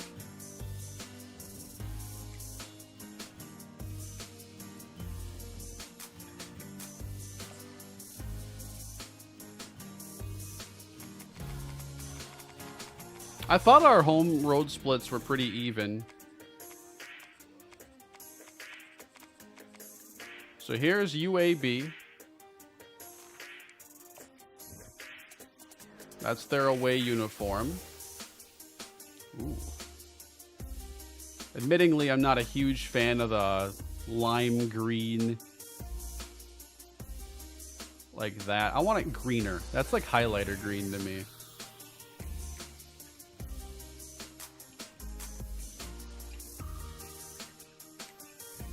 Birmingham alternate. They have a gray set just like Buffalo that I've barely broken out. Second alt. I don't know. I don't usually like the gray sets. I like this one way more.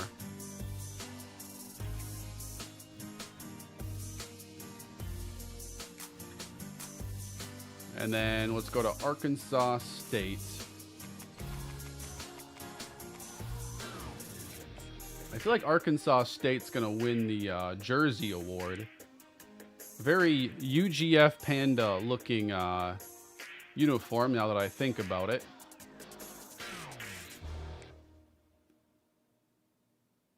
That one I like. This is kind of the equivalent of what I've been doing with my Buffalo home set a lot. Because usually Buffalo does like the blue helmet, blue jersey, blue pants. But I like the blue uniform, white pants, white helmet with the blue logo. And they don't have a lot. We need some more uniforms.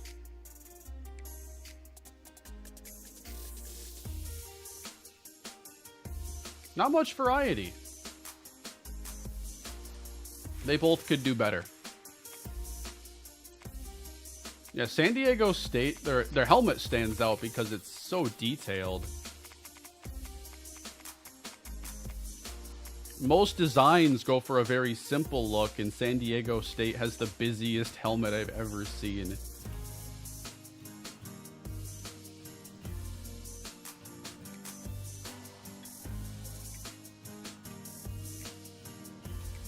They have 2 uniforms. You can mix and match some stuff here, but lack of variety.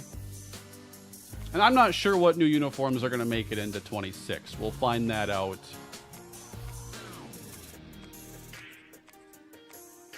You know what team? I'm not going to pick them because I was just in the MAC this year. But playing them so many times, I grew to like Toledo's uniforms. I think they have an amazing font for the name. And I just think that it all goes pretty well together. But a big part of it for me is they nailed the font choice.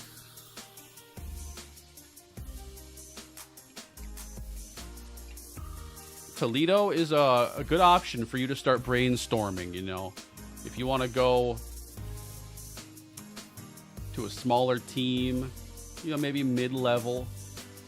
Of course, Toledo's in Ohio, so it's not the hardest place to recruit, but there are obviously teams like Ohio State that are going to be in that area, and you'll probably get Notre Dame recruiting in that area as well, a lot of Big Ten teams. But I think they're a good fit.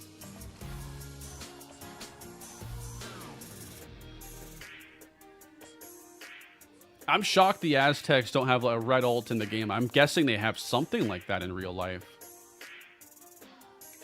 Let me make sure my schedule is fairly even. This is going to be a neutral game. Otherwise, 1 home, 2, 3, 4, 5, 6. Closing with 2 road.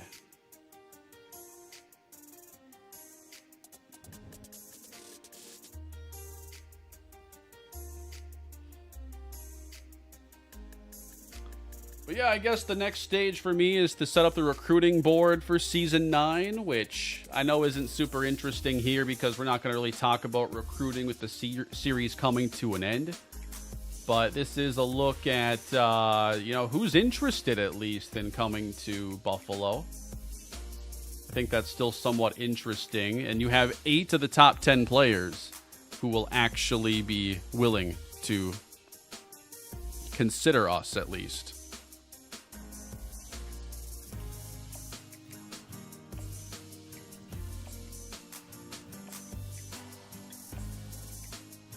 But I am still going to handle some recruiting in here, and we'll see if I find a way to do more with this series in the future. I'm just going to put like the top players I can on the board and kind of go from there. 32 5 stars, and we can talk to the vast majority of them. I don't think they've gone into detail too much about college football 26. I think that once we get some more deep dives here sometime in June, then we'll get a better idea. So like I said earlier, the rest of June, my plan leading up to college football 26, I'm going to be doing some more Bulls games, but I'm not going to be doing like an episode for each game or anything. I'm going to play, and I'll see how I want to package each game to you. I'm also going to like cover the news on the games over here like I do this time of year.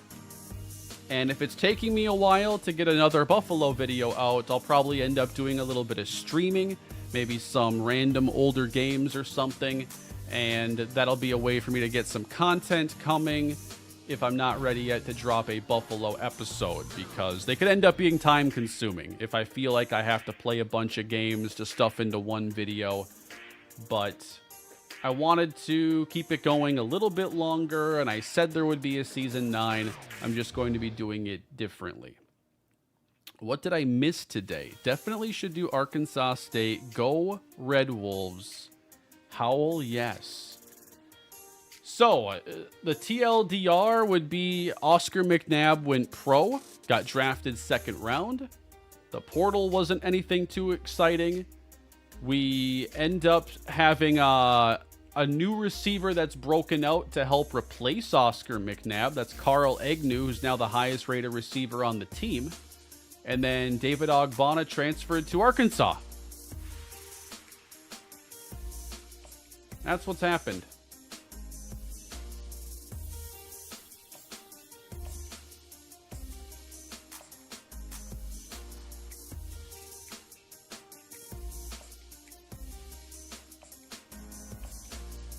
.90 short accuracy. That is nice.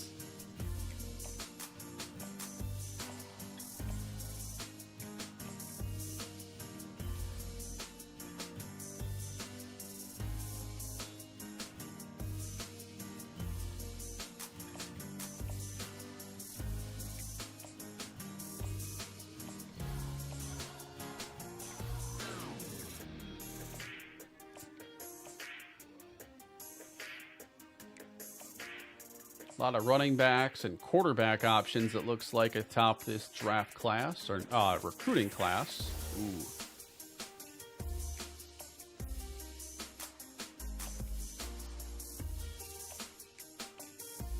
So yeah, just pretty much going to go for the best players overall that I can. And I probably won't talk about this too much during Season 9, as it probably won't be too relevant.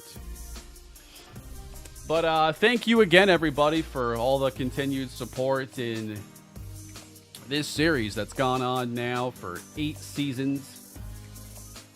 I've never been able to do this many seasons in this little time, so it's been refreshing in that sense to have gone on a long journey in 11 months' time. I'm counting on Season 9 being the finale, but if I ever decide I want to bring something back, or if I find, you know, a style of content that I want to continue with some of these older series, then that's why I'm not doing like a long-term sim, and why I'm still going to actually handle recruiting myself. Just in case.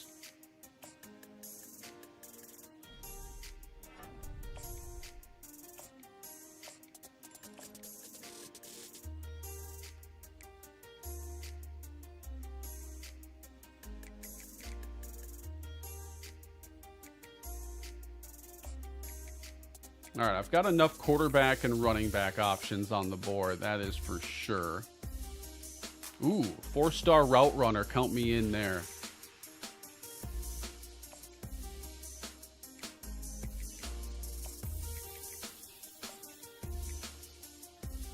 What games you guys been playing? I always try to make sure I ask that at least once a stream. What games is everybody into right now?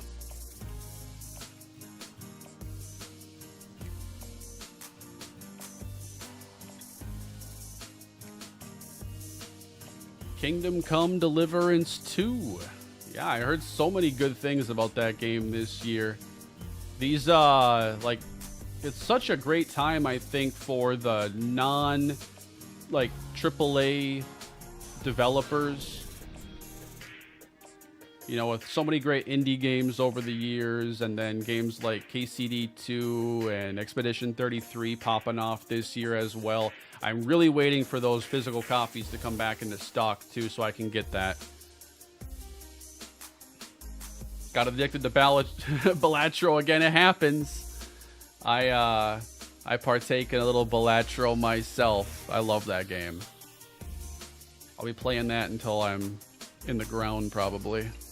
That's a fun one. Madden 07. That's an interesting one to go back to.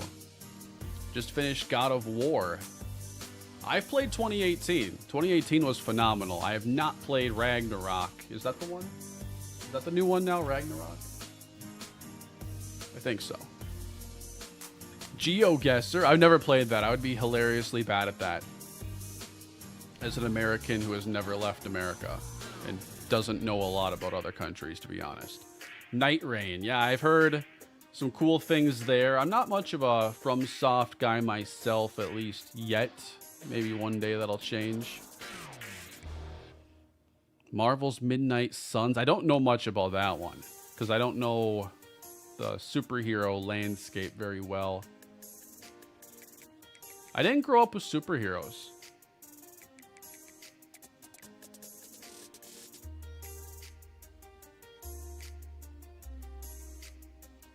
Let me get some pipeline guys in here. I want to see Kane play Immaculate Grid. I love some Immaculate Grid. Yeah, every now and then when I'm bored, I'll just pull that up. And my usual Immaculate Grid is I will, like, go for the most 0.01 thing because I, like, have a hunch that a guy, like, played for a certain team and I'll be wrong on my first guess and I'll close it out. That happens a lot. Currently playing MLB The Show, played all 162 games. That's so funny you bring that up because I actually, like, I wanted to talk about that in one of the Marlins videos because that's how I used to play MLB when I was a kid. And I would never get through a season because it just took so long. One day, it's like a gaming bucket list thing for me. I want to play through an entire baseball season at some point. But, like, I don't know when that's going to ever make sense to put that much time into it.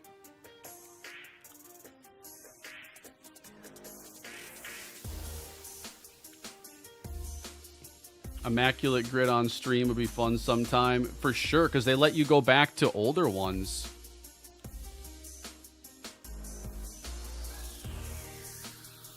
I love some Immaculate Grid. I'm not as good at the baseball one, though. I try to stick to the NFL one. Especially because, like, I literally took a 5-year break from watching baseball. That makes it a little tough. I didn't really watch baseball from 2010 to 2015.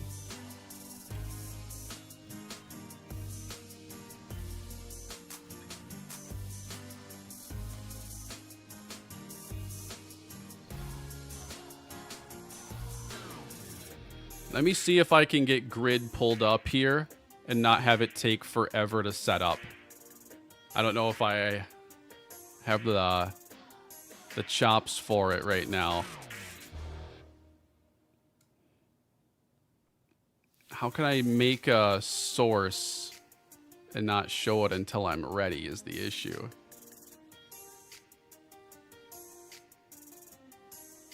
I might have to set it up for next time.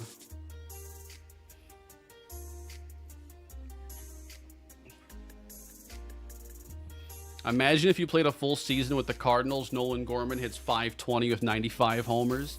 I wonder if there would be anything weird that would happen, because, like, I do think the game does a really good job of, like, emulating that MLB feel where guys get hot, guys get cold. I don't think if I played a full season the numbers would get out of control, but there are certain guys that I just hit well with or don't hit well with whose numbers would probably be very different than in a regular season in my franchise.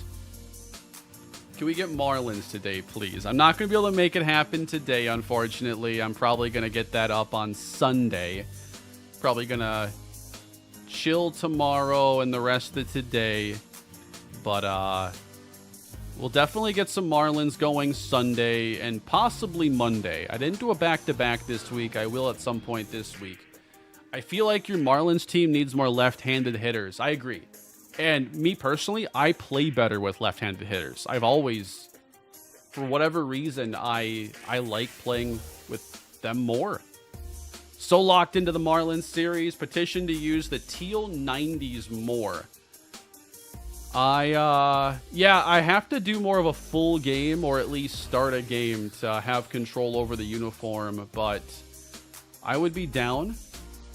I'm also down to maybe stream a handful of games, because this is kind of that first year where it's like the more the merrier, I think, in terms of games played and action in this series.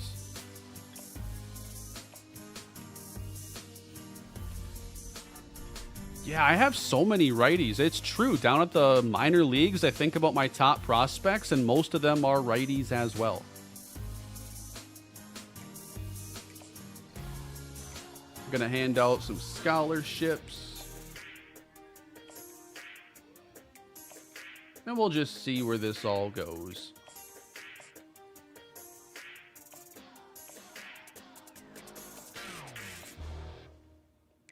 What's your ideal number of switch hitters for your lineup?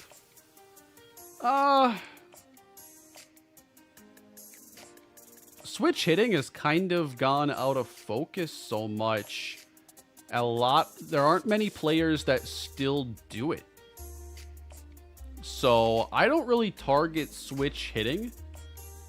I think that it can be nice, and specifically when you have a team like the Marlins who are more on a budget. Sometimes it's just, nice to have a switch hitter who's never going to be stuck left on left or anything like that.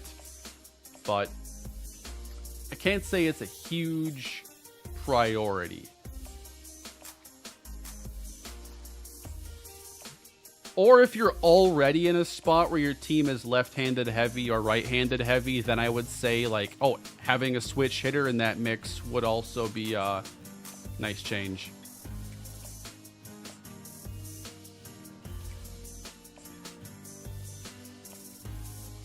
All right, I gave out a bunch of scholarships here, and we'll see where it all goes, because I'll lose a bunch of those. Yeah, Hank has his episodes from time to time. I have my days with him. But also, you can tell, like, if you pay attention to my swing feedback, you can tell when I'm having, like, really good swings. And every now and then I have episodes where certain guys, even with good swings on hittable pitches, they are just not doing much.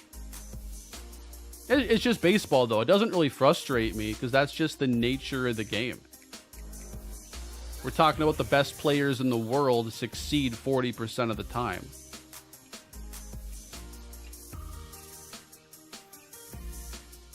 Yeah, does Discovery on catcher not work? Because I went 0 for 2 this year. That 500-foot home run was crazy. I know. I haven't hit a 500-footer the entire year. We're going to play a little Immaculate Grid. I have to put you guys away. All right?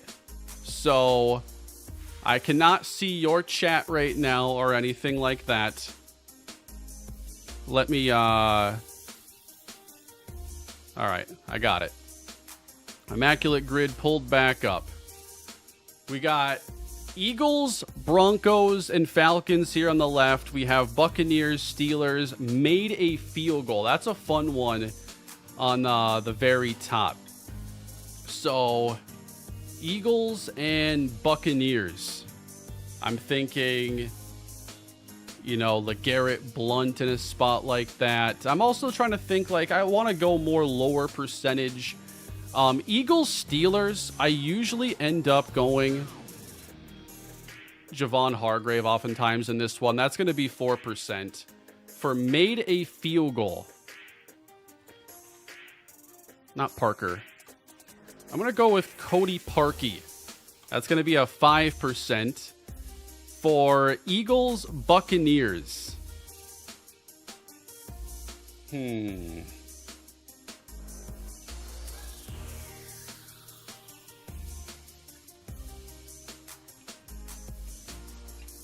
Not sure I have a great one immediately coming to mind. I'm going to come back to that one probably. For Broncos, then, I'm going to go back to when I was a kid. Their kicker back in the day was Jason Elam.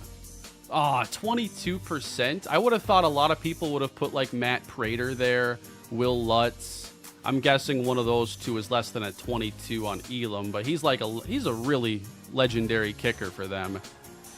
Emmanuel Sanders would fit here. That would probably be like that would probably be the highest answer if it came immediately to my mind. So let's also think about the Falcons. The first kicker that comes to mind is Morton Anderson, who kicked the game-winning field goal when they beat the Vikings in the 1998 NFC Championship game. Have they had any bad kickers over the years? They've had Matt Bryant for like the longest time. And then Younghoe Koo, and I can't really think of any other Falcons kickers. My mind is going to backup quarterbacks and like Chris Redman, and that's not going to do it. So I'm probably going to go with Morton Anderson. 25%. Really stinks to have big percentages there on kicker right away. Falcons Steeler?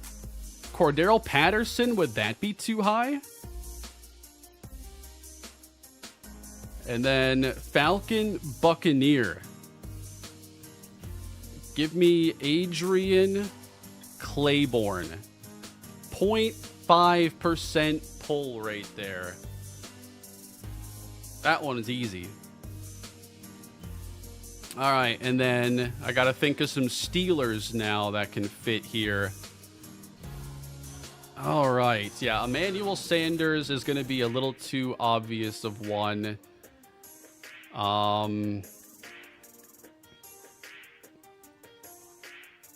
We got 4 spots available. I feel like there's got to be a random depth receiver that fits in here. And I'm sure that's the case for most of these. But I can't connect the dots right now the way I'd want to. The Adrian Claiborne pull was good, though. That helps when I have a 22 and a 25. Cordero Patterson... I think that just for the lack, I don't want it to be here forever. I'm going to do Cordero. That's a 26. Not great. I can't do Emmanuel Sanders, though. I can't do it. So, when I'm thinking of the random Broncos that sometimes fit with other teams, Julius Thomas is one I like to pull out with the Jags. He was really good when I played at the Jaguars, but that was about it. Man, that was 2 Jaguars series ago, too. Man, Broncos and Steelers. And not Emmanuel Sanders.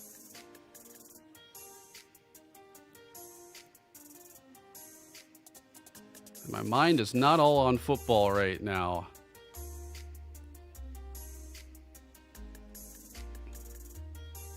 Yeah, I'm not sure I can hit the big boy pulls today.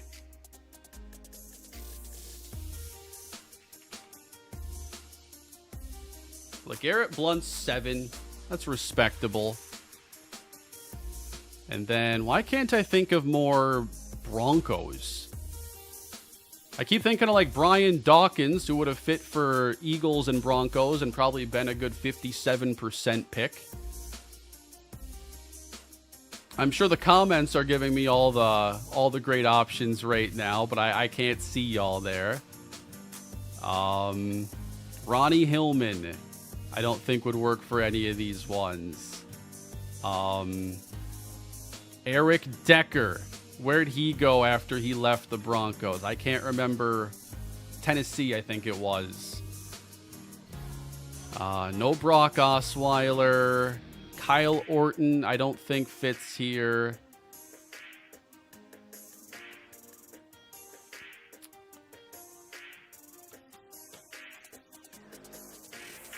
Yeah, I'm kind of getting smoked on this one right now.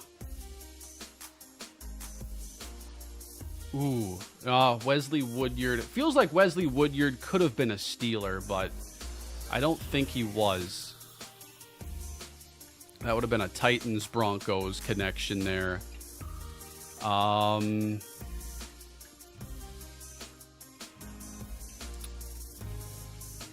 Oh, man. The Broncos are really beating me right now.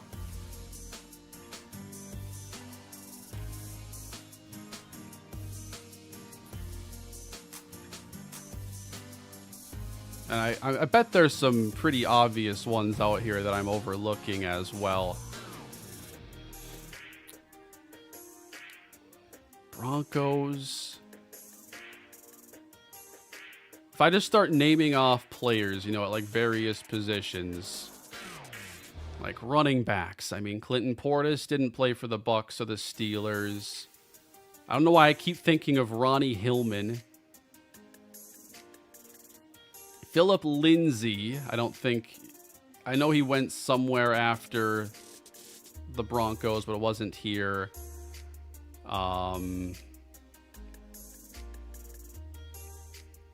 I love to do quarterbacks. Quarterbacks, obviously one of my favorite positions to do for this. For the Bucs, like Brad Johnson wouldn't be a fit. Sean King, I don't think. Joe Juravicius.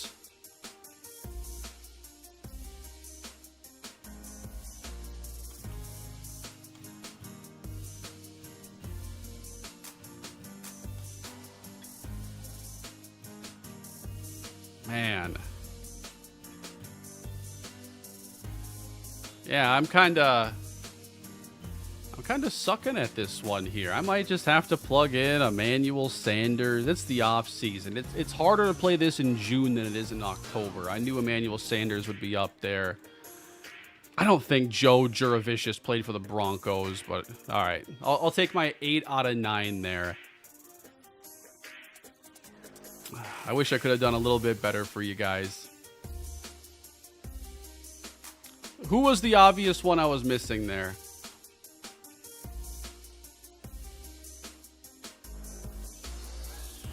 Oh, yeah, I could have done John Lynch.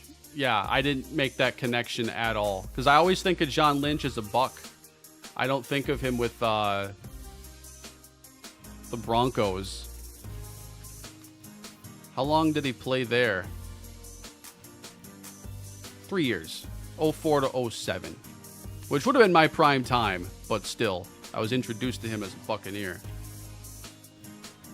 Van Jefferson for Steelers Falcons. That would have been a good one. Yep. Caught back up. Doctor's appointment for my little 3-month-old. Hope all is well there, Dakota. By the way, thanks for all these years of content. Been here for high school, marriage, and first kid. And hopefully many other milestones.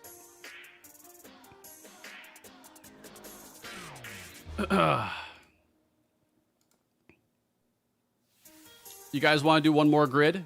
Did you guys like that? I tried to keep it interesting. Should we do yesterday's grid? Byron Leftwich for Steelers Falcons. That is a good one. Shaq Barrett for Bucks Broncos. That one I really should have had. I think especially thinking of defensive players here in June, my mind is just not there. You guys want to do one more? All right, let's do it. Because yesterday,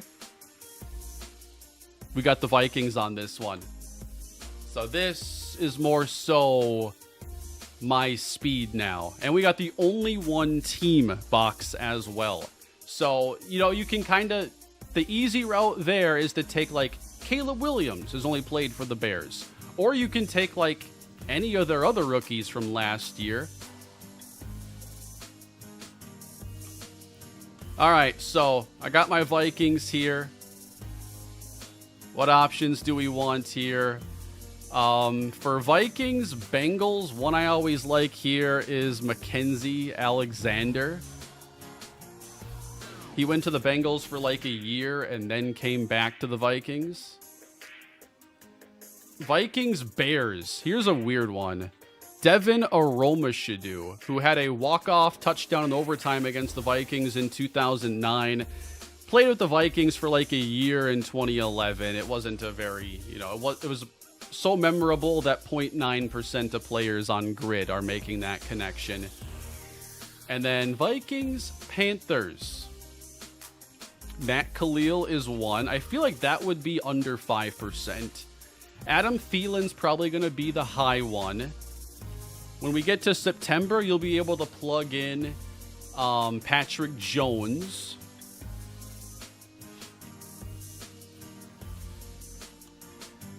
Captain Munnerlyn fits this one. And, yeah, the Panthers have scooped up a couple random Vikings over the years.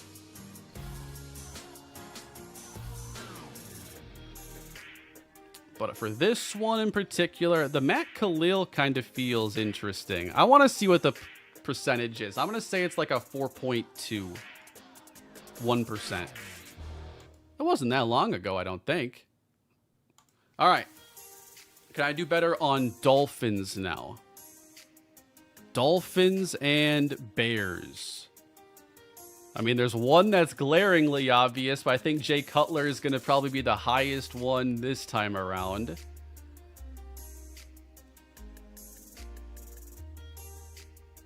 Jay Cutler. I can't enter Jay Cutler.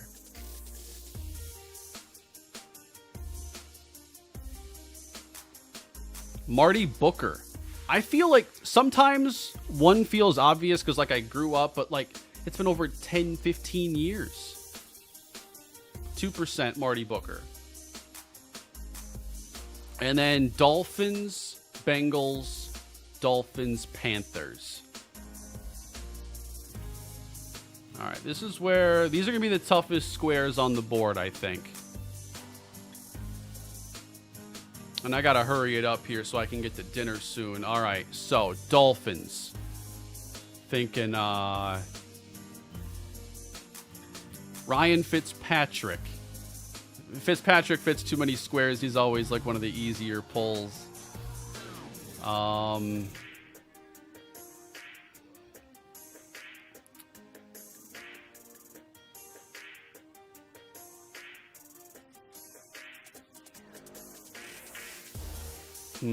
I'd like to hit a couple defensive players if I could, too.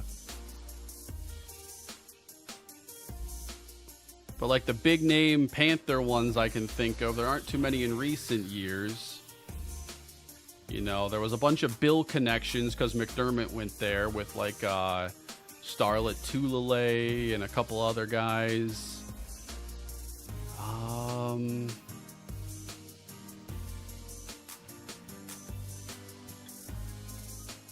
Rashad Jones. I feel like he retired really abruptly when he did.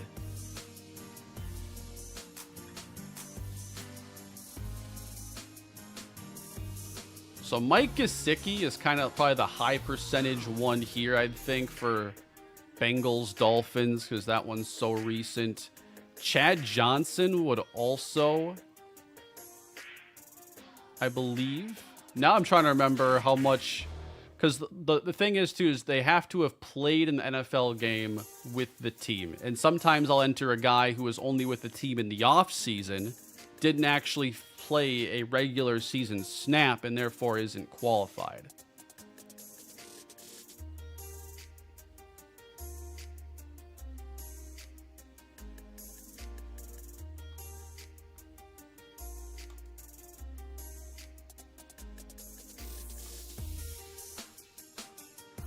Let's see, random Panthers.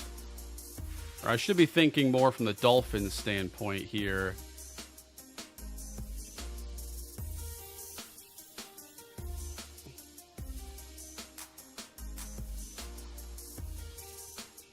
Yeah, I'm getting stumped on this one a little bit. Gesicki's there if I need it. That's probably like 60%.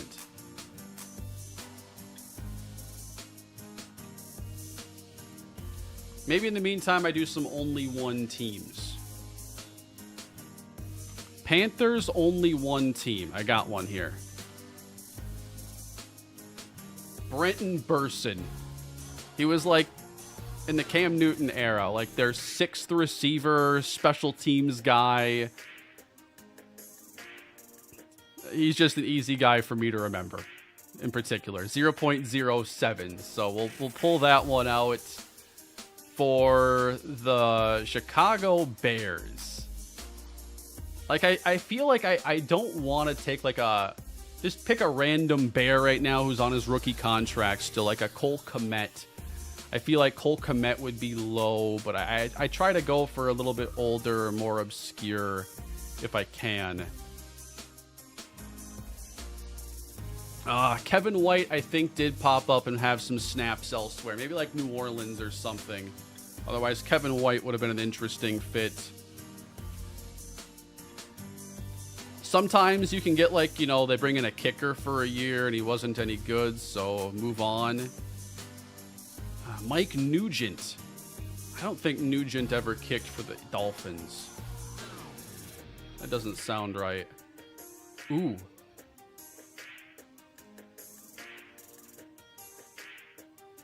Bang! Olindo Mare, kicker. Dolphins, Panthers. I feel good about that one. Olindo Mare.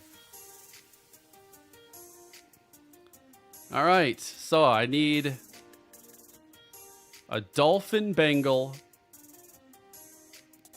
And then I got to do an only one team, and I'm trying to make those ones fun. Terrence Newman didn't play for the Dolphins, I don't think, or that would be a fun one to drop in there.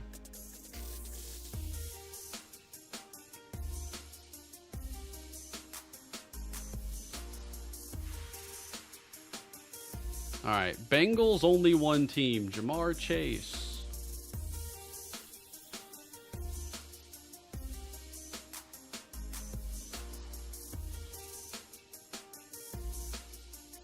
Oh, man.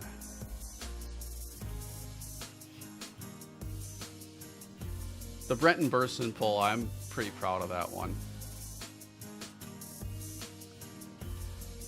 I got it. I don't think he went anywhere else.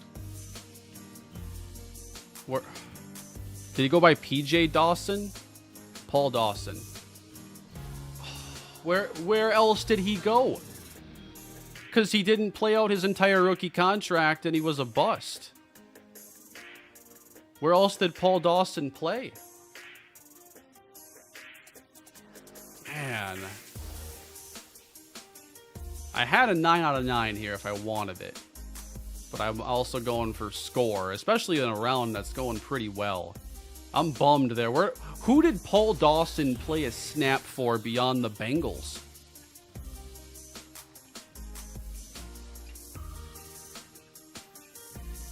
I'm mad.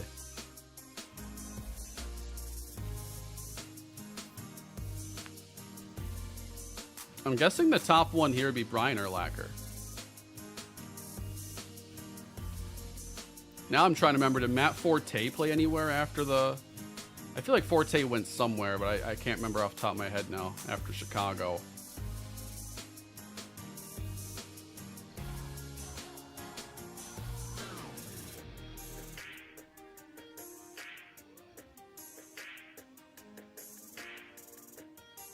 All right, I'm gonna maybe he played somewhere.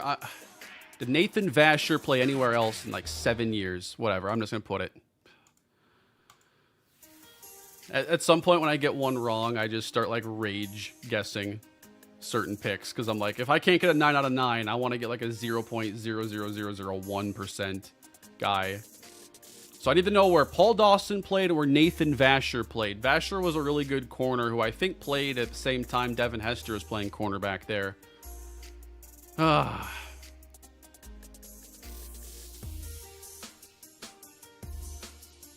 Darn.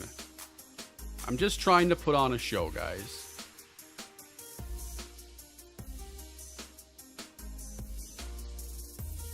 In that case, then...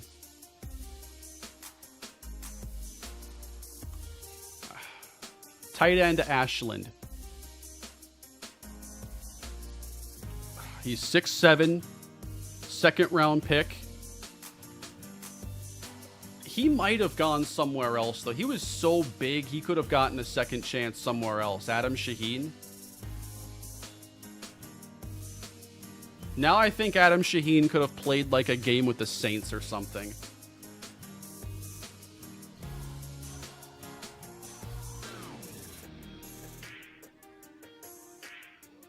Yeah, fact check that one for me while you're at it. I'm going Lance Briggs, 0.7%. Sometimes you don't got to go off the beaten path to get a good pick.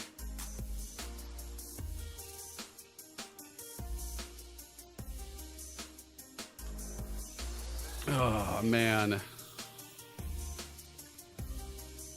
Paul Dawson went to Seattle. Seattle, the team that drafts based off of athletic traits, took a chance on Paul Dawson, one of the least athletic linebackers to ever declare to the NFL draft. So I got that wrong because Paul Dawson played 3 games, recording 2 tackles with the Seattle Seahawks. Whatever. Nathan Vasher, 2010 with the Lions.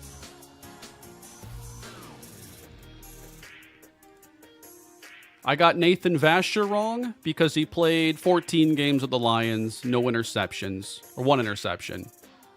I just missed that he played 1 year there. And then, was Adam Shaheen right? Nope. First thing I see is a picture of him with the Dolphins. I knew I couldn't do it.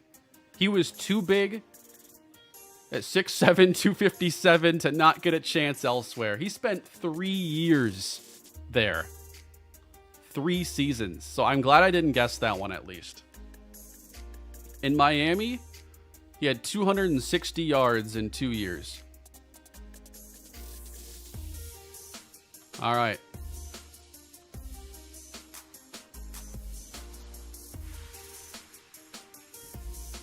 Yeah, some decent pulls that I got.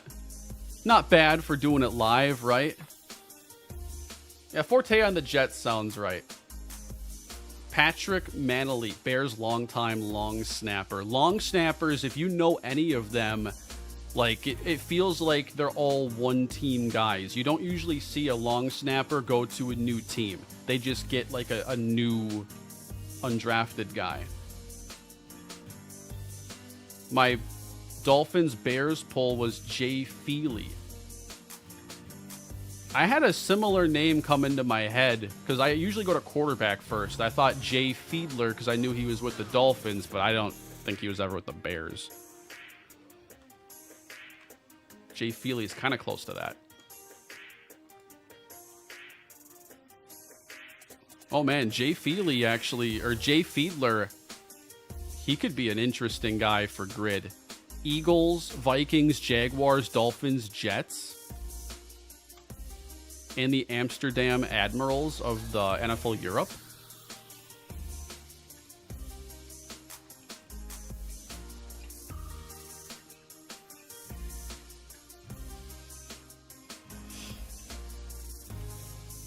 That was fun. Oh, Corbin Burns is getting Tommy John. That's awful. That sucks. I saw that he had left with an elbow in that previous start.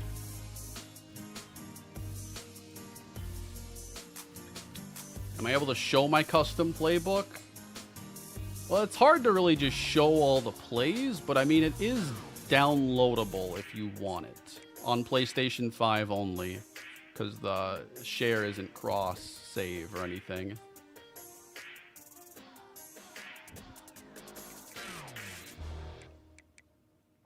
Let me see my,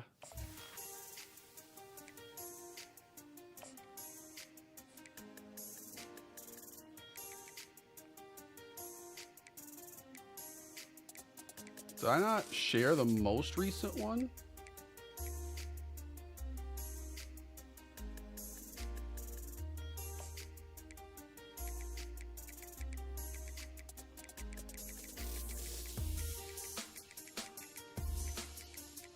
I'm going to call it Buffalo Final. It should be my final revision of this playbook.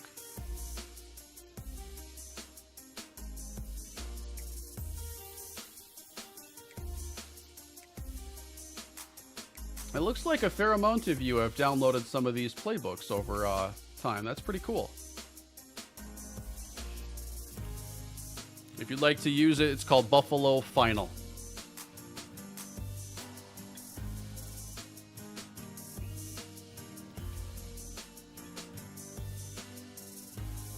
You're late, Kane. Also, I'm so behind. Rivals and Oblivion took my time. You're late. And yeah, I am about wrapping up the stream today. I really appreciate everybody coming out to the last off-season stream here with the Buffalo Bulls. Been a very special year with this team, and I'm still going to be posting a little bit of content on it. But I'm not going to do an episode for every game. I'm going to record the next season, and along the way, I'll see, okay, I want to make a video that talks about these games, and I'm going to take us through one more year as we approach and lead up to college football 26. It's been a great time. We'll see what more fun we can have with this team. Excited to play another year with Kenyon Traylor and the three-headed monster in the backfield. If anybody gets hurt, D'Angelo Myers going to be in their place. Thank you all for your support here in the Buffalo Bulls Dynasty, and I will see you all next time. Have a great weekend, everybody.